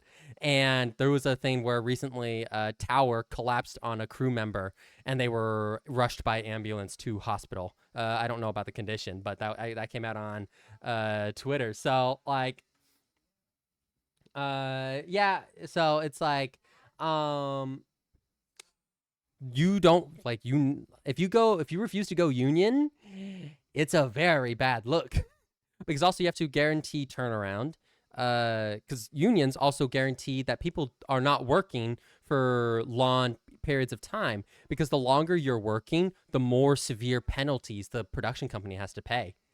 Ah. For example, when you get past a certain period of hours, union productions, people will make a full day's rate per hour, because Oh, of the overtime. that's fucking crazy. And there's measures in production that, I'm thinking about how much overtime I work. Imagine if I was getting a full day's rate in an uh-huh. hour. That's crazy. Well, like, I think, honestly, I think, like, hospitals, so the hospitals and the fire, uh, like, first responders, hospitals, and then the film industry, I want to say at a guess, I don't have any statistics to back this up, but I want to say that they have probably the most overtime. It is not unusual for you to hear from crew members on film productions saying they're working 19-hour days, 20-hour days, What the hell? Why? overtime. I cannot think of a movie that I've watched where I'm like, you gonna spend 20 hours a day for 3 years M- doing. most so typically average film schedule is usually about 3 to 6 months of filming. Oh, wait, hold on. That makes a lot more sense. Yeah. So 3 years, like the 3 years, that was for Lord of the Rings, and that doesn't typically happen anymore. That was such like Lord of the Rings was a very, very unique. Super Mayo, you've worked in film? Oh shoot! What did you do? What did you do? I work. I've worked as a PA. The longest day I've had so far, was a 17-hour day, once, and this was, and I still think about it. So we're on, like one of our last days of shooting, in this location, and I remember we were approaching hour 12, because it's usually 12-hour days. Oh shoot, you were an assistant AD, you were an AD day player? Oh nice. I'm a PA currently, but I'm working to being an AD. I just haven't had anything since June. I key PA. So this was a production I was key PA on. Um I get very giddy whenever I find someone there. I was like, "Oh shoot, you work in the end? You've worked in the industry?" Because it's a small world. I've run into people that that either knew someone I've worked with, or I've worked with them before. Um, but so anyway, I remember the look where we're approaching hour 12. We're filming overnights. We had 3 weeks of overnights on this production, which was brutal, and it was cold. We're filming up in Lancaster, so it got cold up in the middle of the fucking desert. Like we had a sandstorm at one point, and it was, I think it dropped down to 30 degrees one night. So anyways, it was an overnight shoot. Approaching hour 12, I see my first AD, the line producer, the director, and I think the DP, and they all got together in a little group. They got together in a little group, huddling off like about 50 feet away from set. They're talking. I'm looking at the clock. We're not even approaching wrap. I'm like, oh no. And then I see them walk back to set, and they start moving on. And you felt the entire mood, the entire air change, because you just got hit with that realization. You're like, they approved overtime, and you're like, oh wow, we're gonna be here a long time. So wait, but that's crazy. The amount of money you spend. Is that just because like the vibes are so high you can't afford to stop filming now? Like everything's right. It's more. It's like because it's like we were behind schedule, and this was our, I think our it was scheduled that we were filming at this one thing, and we had practical effects. So this was like a big day, because it was a horror comedy that we were filming. So we had blood splatter effects, we had chainsaws, we had quite a bit of stuff, and I still talk to a crew member actually, who I worked on it, and it was thank you for the follow, Crimson. It was just, I think, more scheduling. They're like, we just need to get this done, or we have to add an additional day of work, because they had already added additional days of work. I think we were originally supposed to be filming for 15 days. We ended up filming for like 20 days. Mm-hmm. So we had already added a couple extra days that we were not supposed to add. So that and this is during the SAG strike, Writers Guild strike, and it's an indie production. So budget's tight. So the fact that we had the overtime, and like the fact that it was overtime was massive. So yeah, that's that production. I learned a lot on that production. I was overworked as hell because I was overworked as hell. That's crazy. I fully earned my, like, I got promoted. I didn't get any pay increase or anything, but I got hired as just a regular PA because of my work ethic and how hard I was working and how much I stood us out from the other PAs. I got promoted to key PA on that production. Key PA is typically the boss. Like I'm not. I have a boss, but I'm in charge of regular PAs, usually about 2 to 3. So I was in charge of them, And then it's a more bit of a responsible position. So I had that. But I got for the last week of shooting, like the last 3 days, I got so severely sick that I still got paid, but the line producer, like, I think he could see it in my face how bad I was, because I'm not kidding. I did not feel like I was on Earth anymore. I was that sick. I got sent home to go and just rest. So yeah, that's a little bit of a story there. Oh, it says here it uses on. No, that's insane. They're literally like, wait, hold on. We gotta get this guy out of here. He's gonna pass the fuck out. And sue. Mm-hmm. Well, that's kind of I think that's more what it was, because I was working and we had another PA who was actually reliable. Because like I came back to set, I was still very sick, but I was able to at least do my job, and I could rely on one of the PAs to be able to cover the job that I was typically doing. And so that was definitely a very nice feeling. But yeah, that production seasoned me as a PA. Like, I went from being pretty green to I was fucking seasoned at that point, because I dealt with so much. Now it's like I worked on a union production, and like I definitely feel that I did a very good job. I learned a lot as well. It was also so much easier than I expected. I was like, is this what a union production is like? Are productions easier? Because like it's been like the bigger budget I've worked on, the easier my job has gotten. Really? Wait, so, like, you do less, or the people are easier to deal with? No, I Explain no, that to like me. I do less work, because Interesting. union productions, everyone sticks to their department. You don't see Mhm. camera department touching art stuff. Art stuff doesn't touch grip stuff. Everyone sticks to their own department. So as is myself, I was very much production department, and yeah, more resources as well. Yeah, like Mayo, you would know, as an AD, union productions. I definitely want to work on another. I want to work on another union production, which I will. It's just a matter of time, because like I have an AD connection who's gotten me work quite a few times, and then I have the field production coordinator that was on Is It Cake. He is also a contact, and Is yeah, it cake is crazy. it was a fun production. It was a very fun production.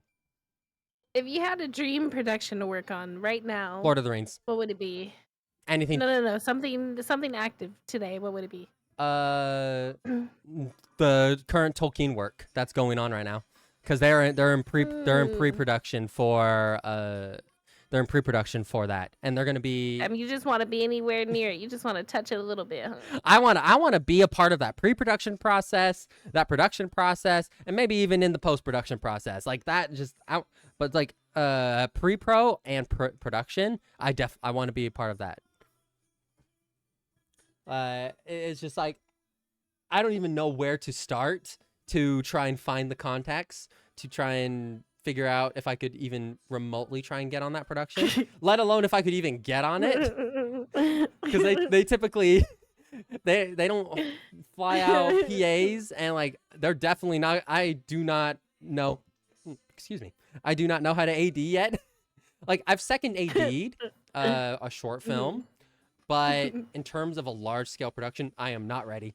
Not at all. I want to key PA a couple things, and I want to watch those seasoned assistant directors more before I start work trying to get an assistant director position on a gig. Ooh. Wait, so what is the most difficult production that you think you've worked on currently? Ooh. Wait, can you even share that? Oh, if yeah. it's NDA stuff, you don't have to talk about it. Oh no, I can talk about all of these. Like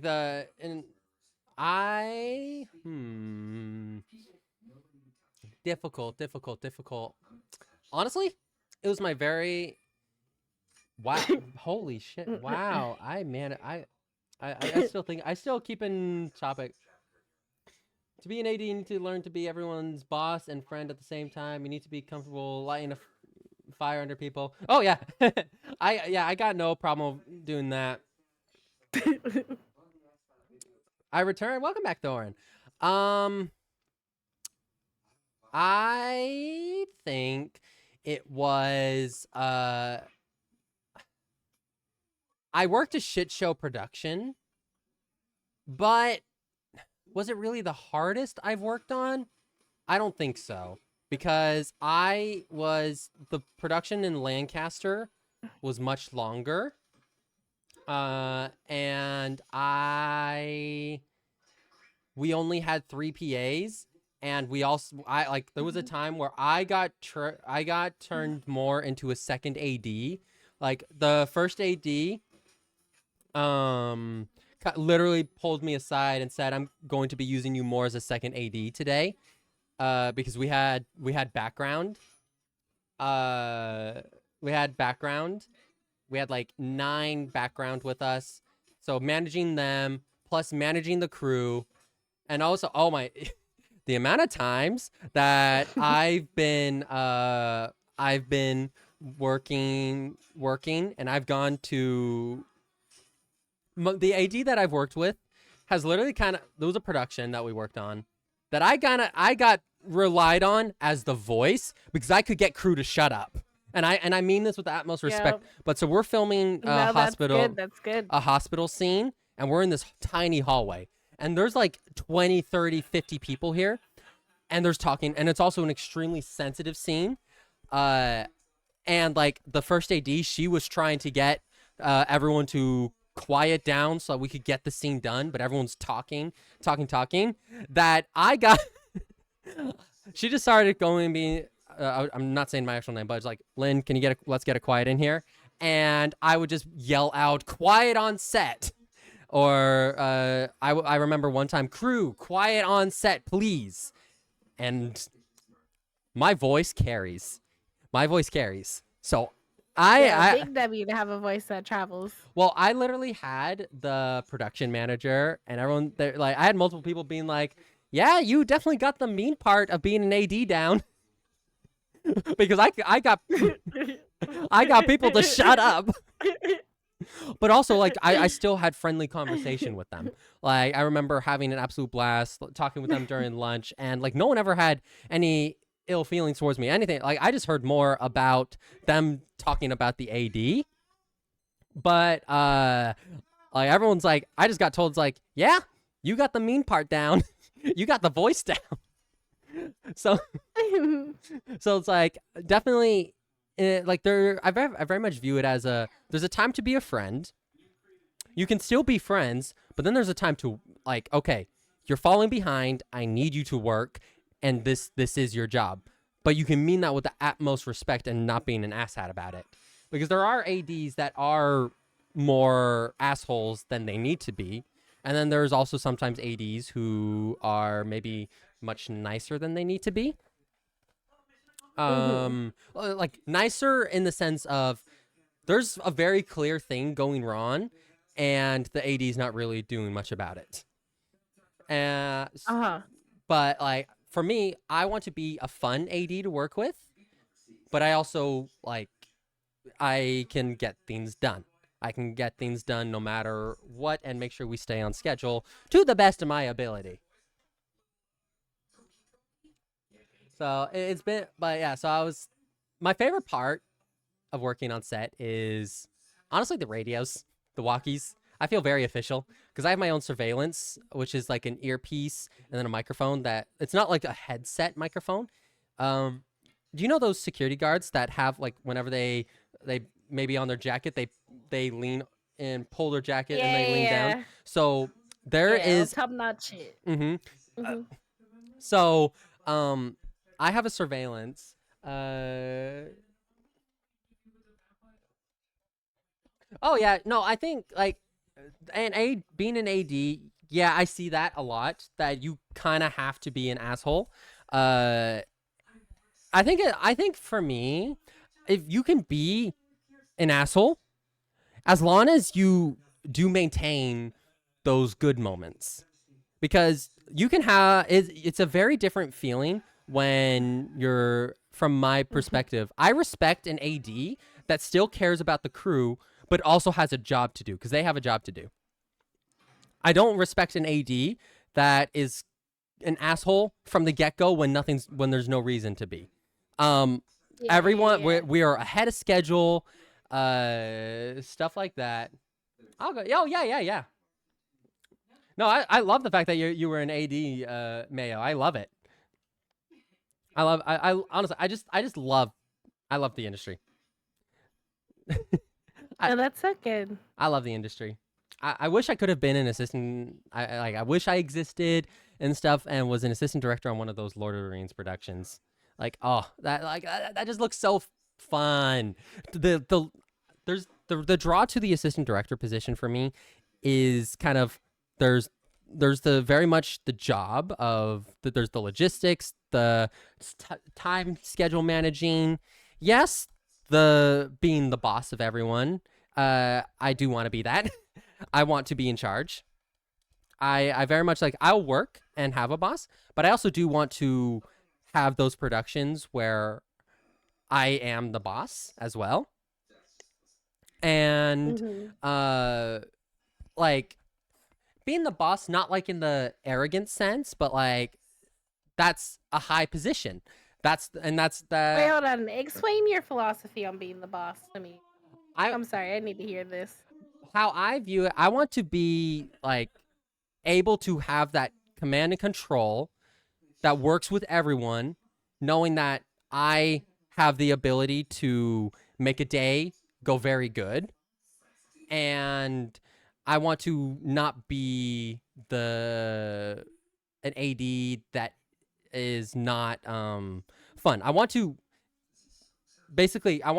have that ability to control the direction things go, and manage the logistics of that. What needs to be done, what needs to go, how does this need to get done, and hiring people, bringing people on, directing where they need to go for this, basically making the vision happen.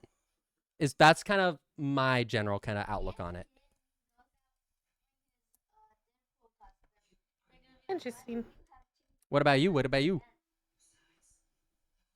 Um, well, I guess it depends. It's different. I guess I was asking you because I was trying to recognize the difference between your industry versus mine.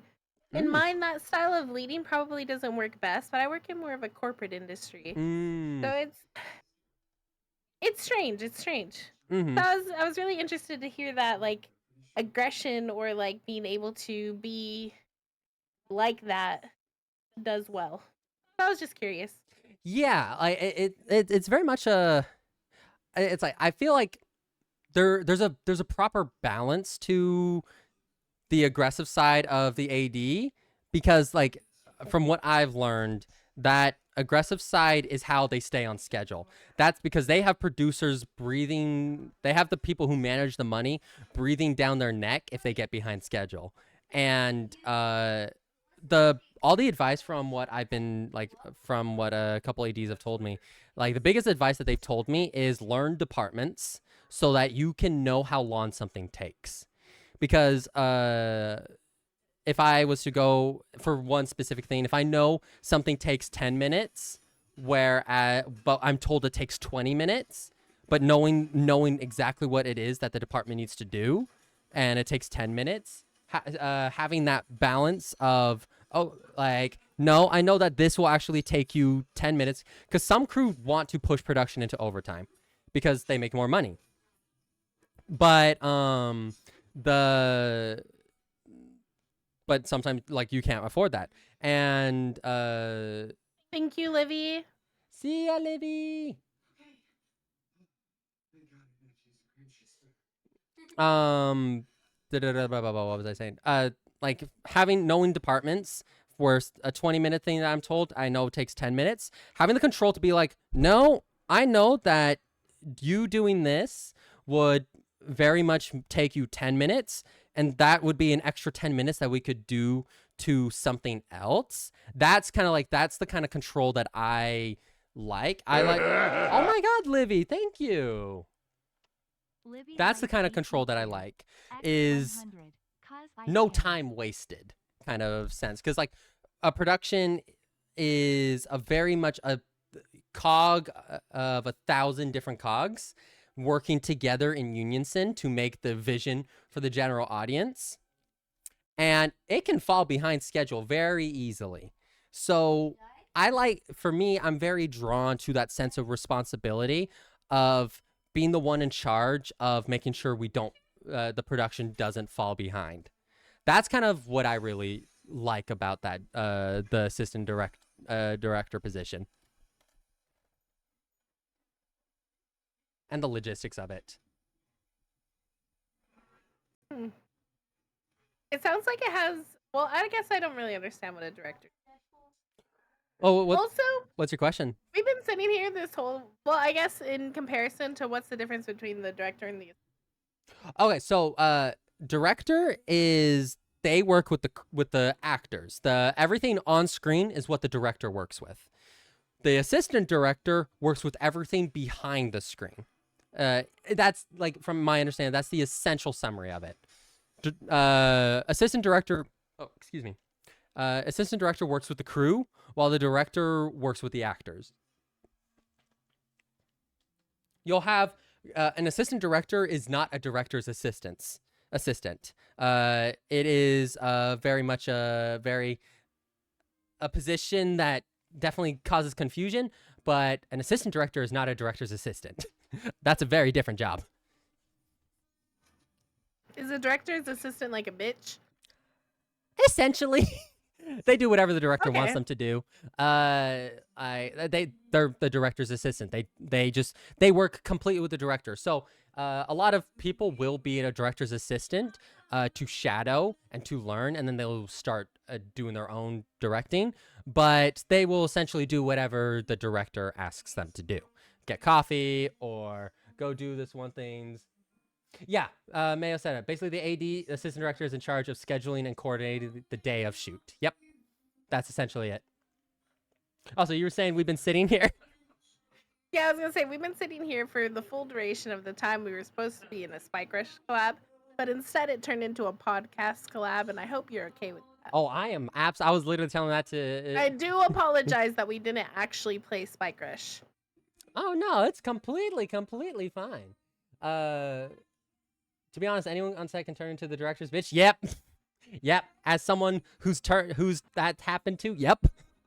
So if the director doesn't like you and they just want to make an example out of you, it doesn't matter what role you're in, they could just make you their bitch. Sometimes, like, departments will stand up for their people, but I've heard of stories of directors who will call out particular people for no reason. And having a director that no one gets along with is usually very bad. But yeah, for the most part. Like if you have it really does depend on the pull.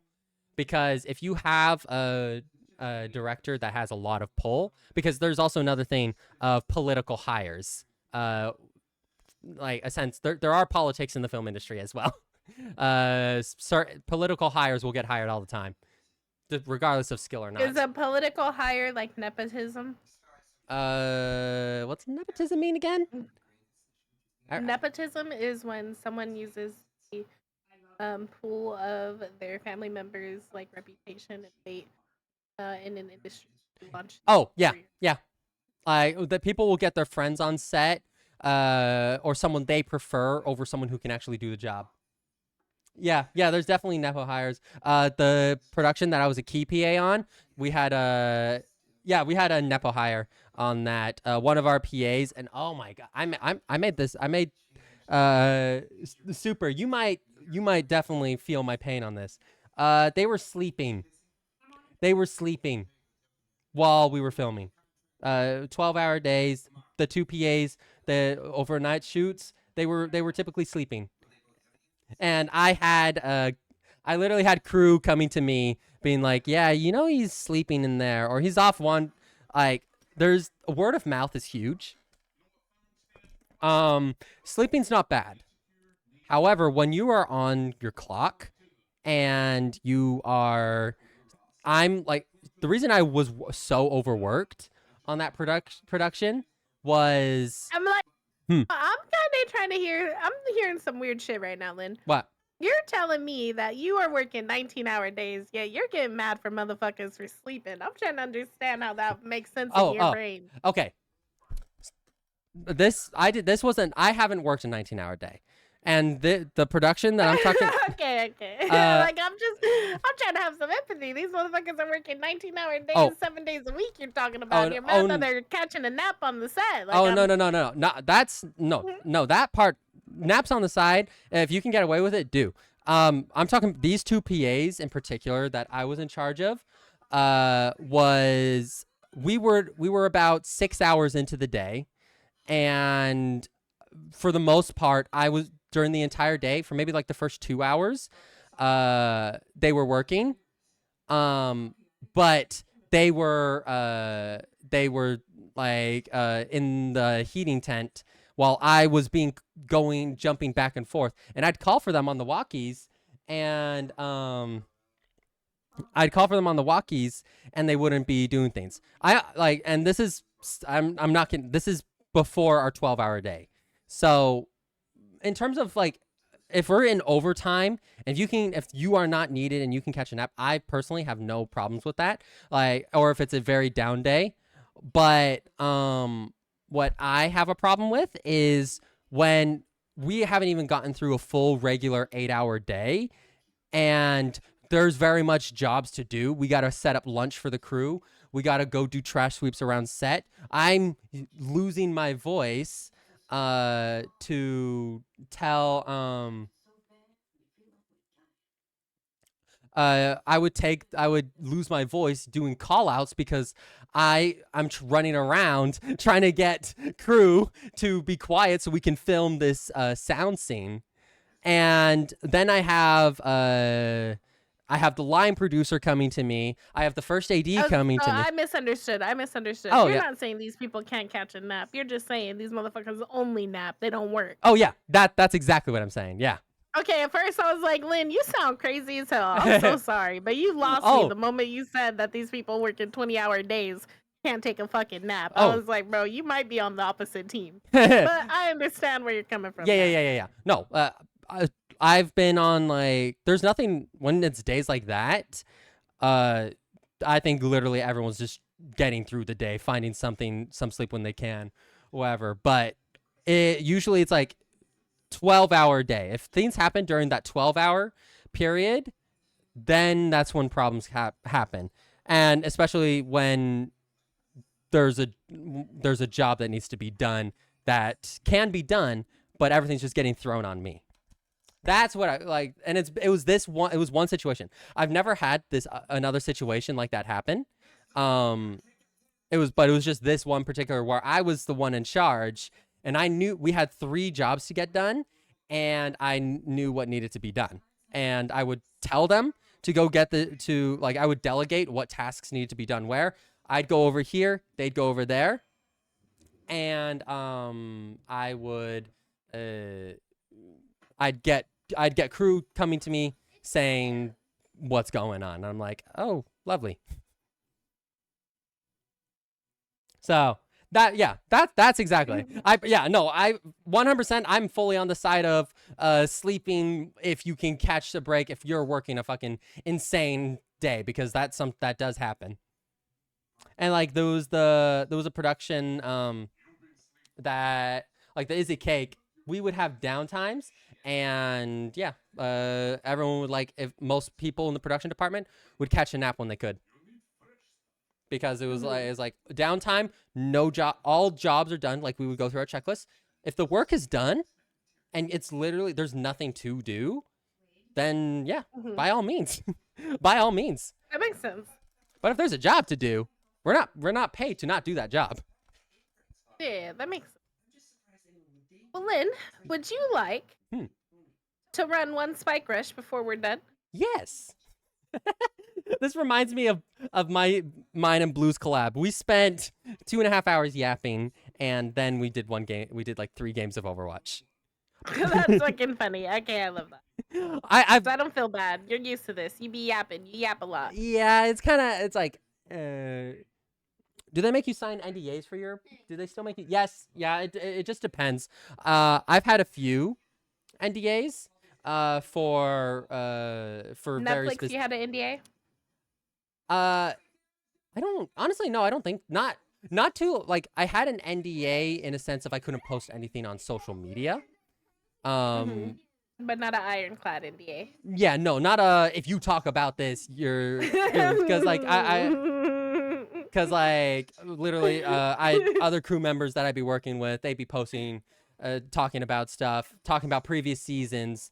So and Is It Cake is not a secret show. It's not a scripted television show. Okay, yeah. Yeah, like NDAs, I think typically are for those bigger budget stuff. And I'm ready whenever you are. Okay, WW. All right, chat. If you guys are going to queue snipe us in Spike Rush, we're on Spike Rush on the Texas servers, and we're queuing in 5, 4, 3, 2, 1. Oh god, the ping will be bad. Got this.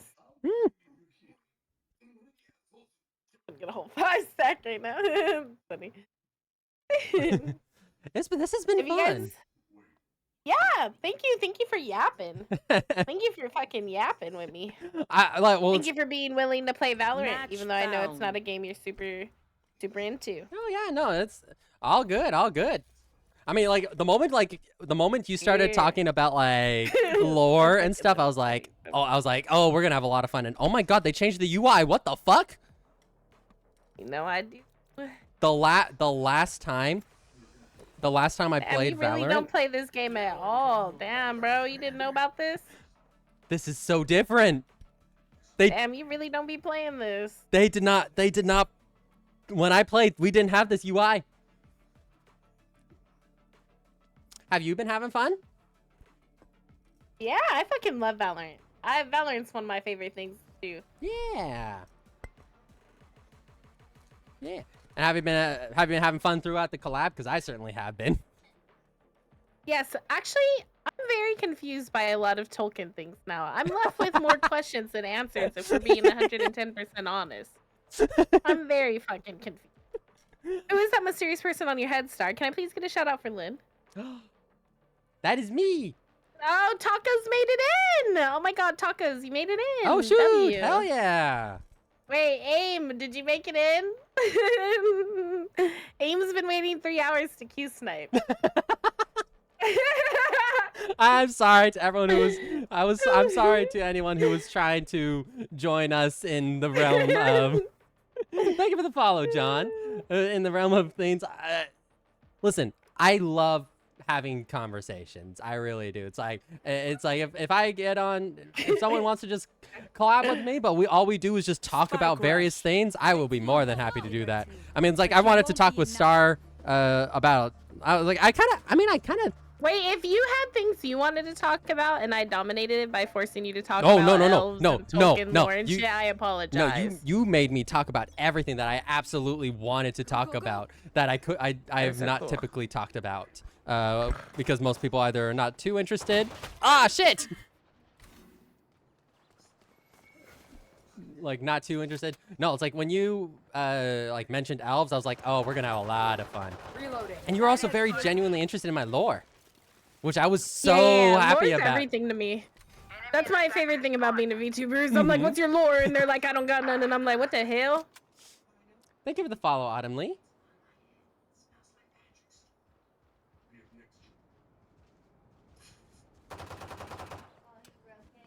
Yeah, Yeah, it'd be like that sometimes. I've been absolutely enjoying this.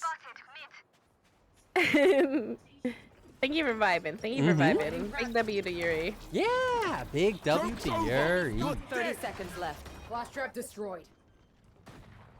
I hope I didn't dominate too much with things that I planted. talked no, about. You're good. I asked you a million fucking questions. Thank you for not getting annoyed. Oh no. Trust me, I am not someone to be Last player standing. annoyed by being asked to yap. I be yapping. I be yapping. Mm-hmm. I I love like it. yapping. Me too. We'll me yap too. with Moon when we play with Moonly soon. Hell yeah, that will be fun. That will be fun. Mm-hmm. I still remember that one time when I was in Moonly's stream, and like we just went down a deep dive into zodiacs because she pulled out a book. Oh my fucking on god! like my zodiac. Anytime I want to make her mad, I tell her that I think everything wrong with me is that Mercury's in Gatorade, and then she's like, "Mercury is not in retrograde." Dead. Ah.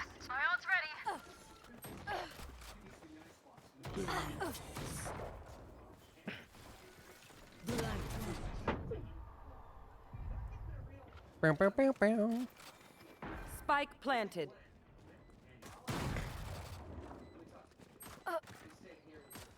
Oh, you fucking bitch! One enemy Got him. remaining. I didn't realize it was golden gun. I ain't gonna lie. Nice. Big Oh, W. I was Standing. turning around. Vice, what the hell is that wall gonna do for you? Let's be for real right now. I was turning around and I just see Sage is coming. I'm just like, oh Last round no. before the switch. Time to kneel. She said, "Sorry." No, I'm so sorry. I'm so sorry. I was kidding. Hello? That's funny. Oh, she's talking to the enemy Sage. I was like, oh god. I was joking. I didn't calm that, did I? I looked at my mic. Wall raised. How have you been enjoying streaming? I love streaming so fucking much. Yeah. It is my genuine passion. I think about streaming all the time. My brain is always thinking about streaming. Hell yeah. I think about a oh god. Phoenix key. I traced him. I traced around him. There's now a silhouette of him on the wall. My ultimate's ready. Sometimes it'd be like that. I'd be drawing the dotted line before they actually did. Are you where to go? Bring me the arsenal. And I love streams that it's like it's like especially like this. It's like we come in with one goal. It's like, okay, we're gonna play Spike Rush together, and it went a completely different direction. 30 seconds Yeah, that's how left. the majority of my Last good player collabs standing. go. Is we never end up actually doing what we set out to do. Mm-hmm. And those are the best ones, yeah. One enemy remaining. Nice star. Chad, this is where you see my skill difference. 10 seconds left. Someone who's good at Valorant, and then someone like me who plays it. Yeah, put that bomb down, boy. Clutch. You should stop trying. Hell yeah. Switching sides.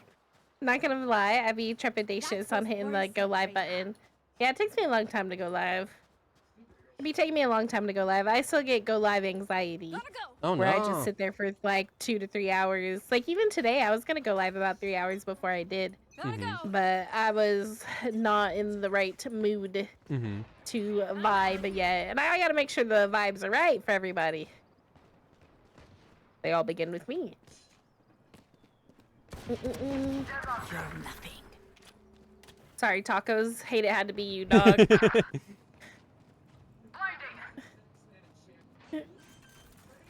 Planting Spike. Bro, my dog. No. Oh shoot. I hate it had to be you. That's funny. I saw someone. They were up there, but they're probably coming your direction. Oh, Yeah. you're lucky. Oh shoot. Come on, come on. Oh no. Yeah. Sight. Oh One shoot. Oh enemy shoot. remaining. Killed. On Spike. Oh, he's on bomb. He's on bomb. Hello, darling. Nice. Hell yeah. Oh my god, that's so cute. What you have on your gun. That little little plushie. Let's make them hurt. Oh yes, it turns mad when I shoot. Oh, it's so cute. It's a cute little buddy. I fuck with it. Hell fucks with yeah. it. Hell yeah. Yeah, I really did put it on taco. My bad, dog. My judge is not upgraded. Don't judge me. Get it? Yeah, no, I didn't think it was funny either. Reloading. Flash placed. Flashing.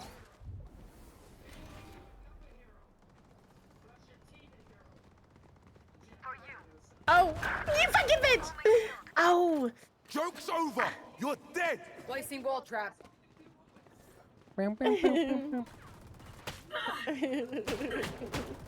Enemy spotted. B spike planted. One enemy remaining. Oh no, not the no, reload! Not the Stridy, reload! this Ed to Northwestern thing is harder than I thought. Oh shit! Got her! Yay!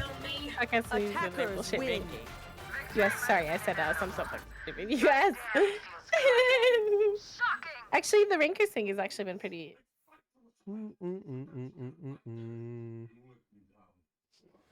Oh god, I guess I haven't looked at them until right now. Ah, Yep. that was fun. Alright. Fun little quick one. It was. It was. Thank you, Lynn. Uh-huh. I appreciate it. I will be messaging Yuri for our collab with the moon. All right. Sounds good.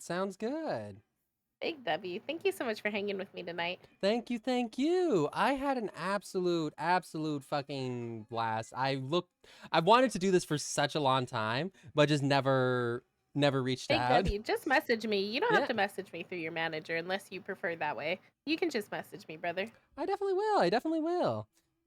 I'll definitely like message you just more often because I had such a fun time just talking with you. That was an absolute. Yep. That was amazing. That was great. You know me. It takes me a while to respond, but I do respond eventually. Yeah, I got trained on that very well with Ayumi. No. I feel violated. Yo, that one tap was pretty nasty. I did cook you. I ain't gonna lie. I did cook you. My bad, gang. But yeah, that's Thank you for the follow, Sunjin. Thank you for the follow. absolutely. I feel violated, Skazy. That's funny. Got absolutely clipped. This was Oh yeah, well let's get some either Overwatch or Val or DDD. We'll run something soon. yeah. I'd like to. We definitely need to hang We'll out do more. something with our mutual wife. Do Mhm. something with Ayumi or some. Yeah. We definitely need to. It'll be fun. Need to hang out more. That'd be good. I can't believe Hey, it's and taking. before you go, I never really tell you this because we don't really talk a lot. But I do just want you to know that even though we don't chat, I do look up to you in a way. I know you're a lot younger than me, but I want you to know that you like have a very strong head on your shoulders and you work really fucking hard. Not just like with the stuff you do with your streaming and everything, and going like all the way back to just me watching you from your subathon last year to now. Even with like all of the times you had to stop streaming because of everything going on with like life and stuff, that you work really fucking hard. And I really admire that about you. Even if I don't chat with you and we're not like the closest of friends and things, like I do recognize those things. I don't. I don't know what to say. I appreciate that. I appreciate that so much. Oh my god. No, I really look up to the passion you have about your dream and everything you're doing to pursue it. Thank you. I look up to you like I have a lot of respect and like a lot. I've learned a lot from you, from Ayumi, from Moonly, from yeah. A lot's happened, and I can't believe Yeah, it. I know that life has not been super easy. But like I don't want you to take it as like Mhm. me just giving you a compliment because I Oh. don't end collabs this way where I sit here and compliment someone. Yeah. But I don't really talk to you, so I feel like this is my moment to tell you Mhm. because I feel like someone needs to tell you. I know that life has not been super easy for you in the last like year and a half that I've known you, but everything you've done and everything you continue to do, like I'm really fucking proud of you. You are genuinely incredible. And you're very resilient. So I hope you feel that way because you definitely present that way. Thank you. That means a lot. Like that means a lot. It really does. So thank you very much. No, I'm so serious, Lynn. Like to be like so specific, like even just the ability for you to get clips out. Like I'm a full-time streamer and a full-time worker, and like it's very different from what you do, and I don't even fucking put out off stream content. On top of you doing your podcast and getting things going, like you're the only person I know with a podcast on fucking Spotify. Like I'm really fucking proud of you. And so I hope others tell you that as well, but I just want you to know that from me. Thank you. That means so much. It really that means so much. I'm gonna I'm gonna go to bed. Don't be surprised if you ever hear from Ayumi that I yapped about about this to her. That means so much. Oh my, that means so much. Yeah, no, keep working hard. You're chasing your dreams well, but you're gonna get them. Keep working hard. Thank you. I had an absolute blast today. I loved the Lord of the Rings talk. Sorry about leaving you a little bit more confused on Tolkien lore That's than before. Thank you for asking me about my lore. And then the lore, Yeah, absolutely. Thank you for sharing with me. the lore between me and Ayumi, that was definitely fun to talk about.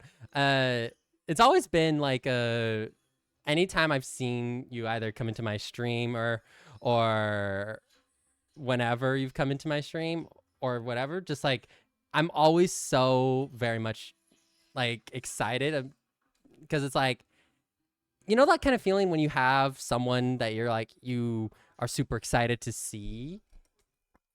I'm very much I like I have a lot of respect for you, and it's yeah, like we don't talk that much, but I there's it's you're an amazing person, an amazing streamer, I appreciate an you, amazing friend, and like I may not have been in streams as much as I used to be, but like I've lurked, and it's been awesome seeing your growth from like just and how you approach general situations, how you approach everything that you do.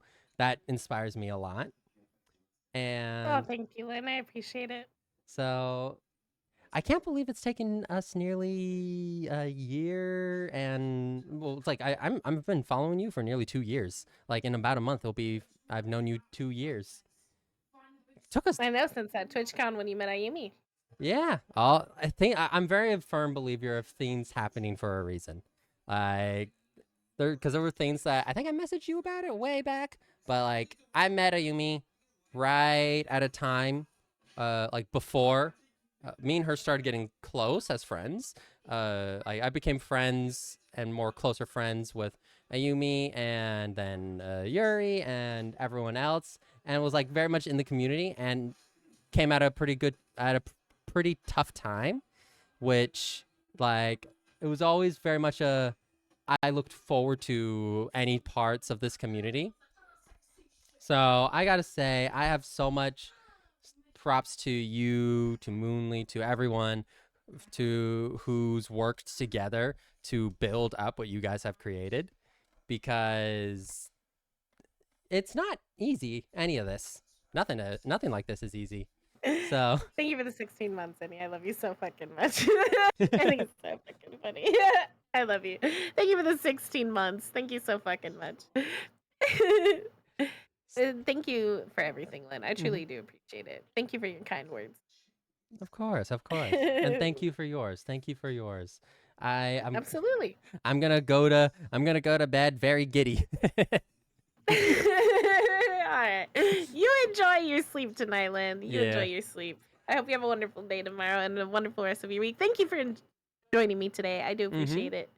Have a good one, Star, and I will see you in the next one. Have a good night. Have a good night. Have a good night, chat. I hope you guys had fun listening to us yap. Bye-bye. Oh, I need to tab Good out. night. You're good. You're good. Oh. All right. Boom, boom, boom. Let me switch to this.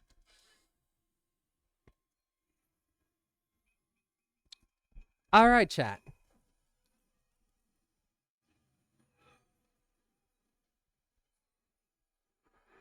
All right, chat. That was honestly so much fun. So much fun, chat. Like, Star is someone who I respect a lot. So I'm gonna write her. I'm gonna DM her. I'm gonna DM her a message because there's some things I want to say off stream. But how did you guys Star Giggle Slap? I'm from Star Chat. Yeah, hey Taco. I was Viper. I was Viper. I just saw your message. Thank you for all the follows, everyone. It has been such a blast. Oh my god. And oh, I love that image. Oh gosh. But that was a fun stream. That was a really fun stream. Like that was fun. Star is someone that I have known for nearly 2 years now. And yeah, we don't talk that often, but like as I said to Star, I lurk and I see what she does, and it is a lot, and like she's someone I respect a lot. So I am so happy to have been able to do this. I'm just thinking about the words that she said to me. Oh my god. That is something that I was not expecting at all. Like, oh my god. Like, I was not expecting those. Oh my god. Oh my god. Wow. Wow. Just wow. Honestly, just wow. Oh, I could have ended off and being like, DM me whenever. Ugh. Yeah, I'm gonna DM her.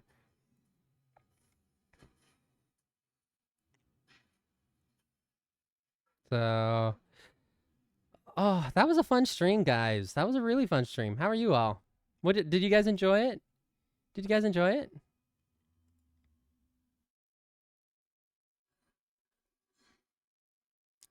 It was like, we yapped.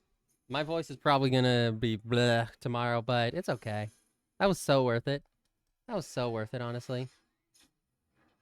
That was so worth it. That was such a good stream. Just such a good Star's such a I'm over here just smiling. I'm over here just smiling. Like I was not expecting to hear I was not expecting to hear her say anything to me. I really wasn't. I was just looking forward to hanging out with Star.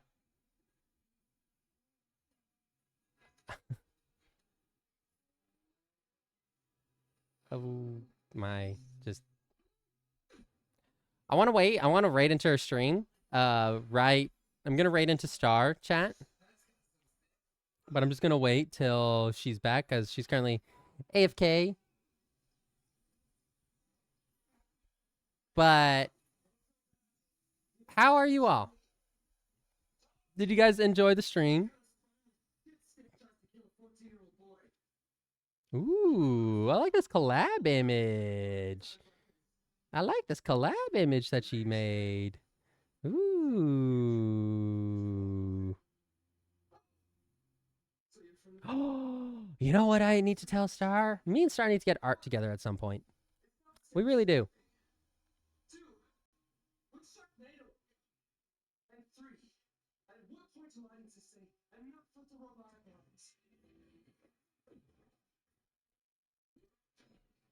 So, okay.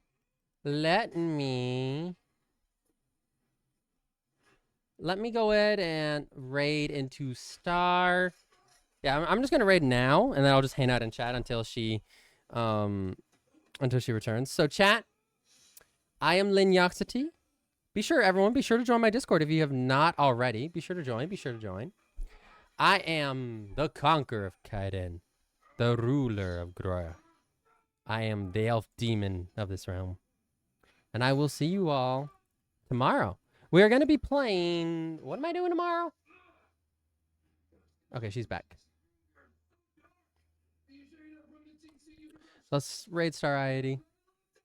Okay, let's do. Here's the raid messages.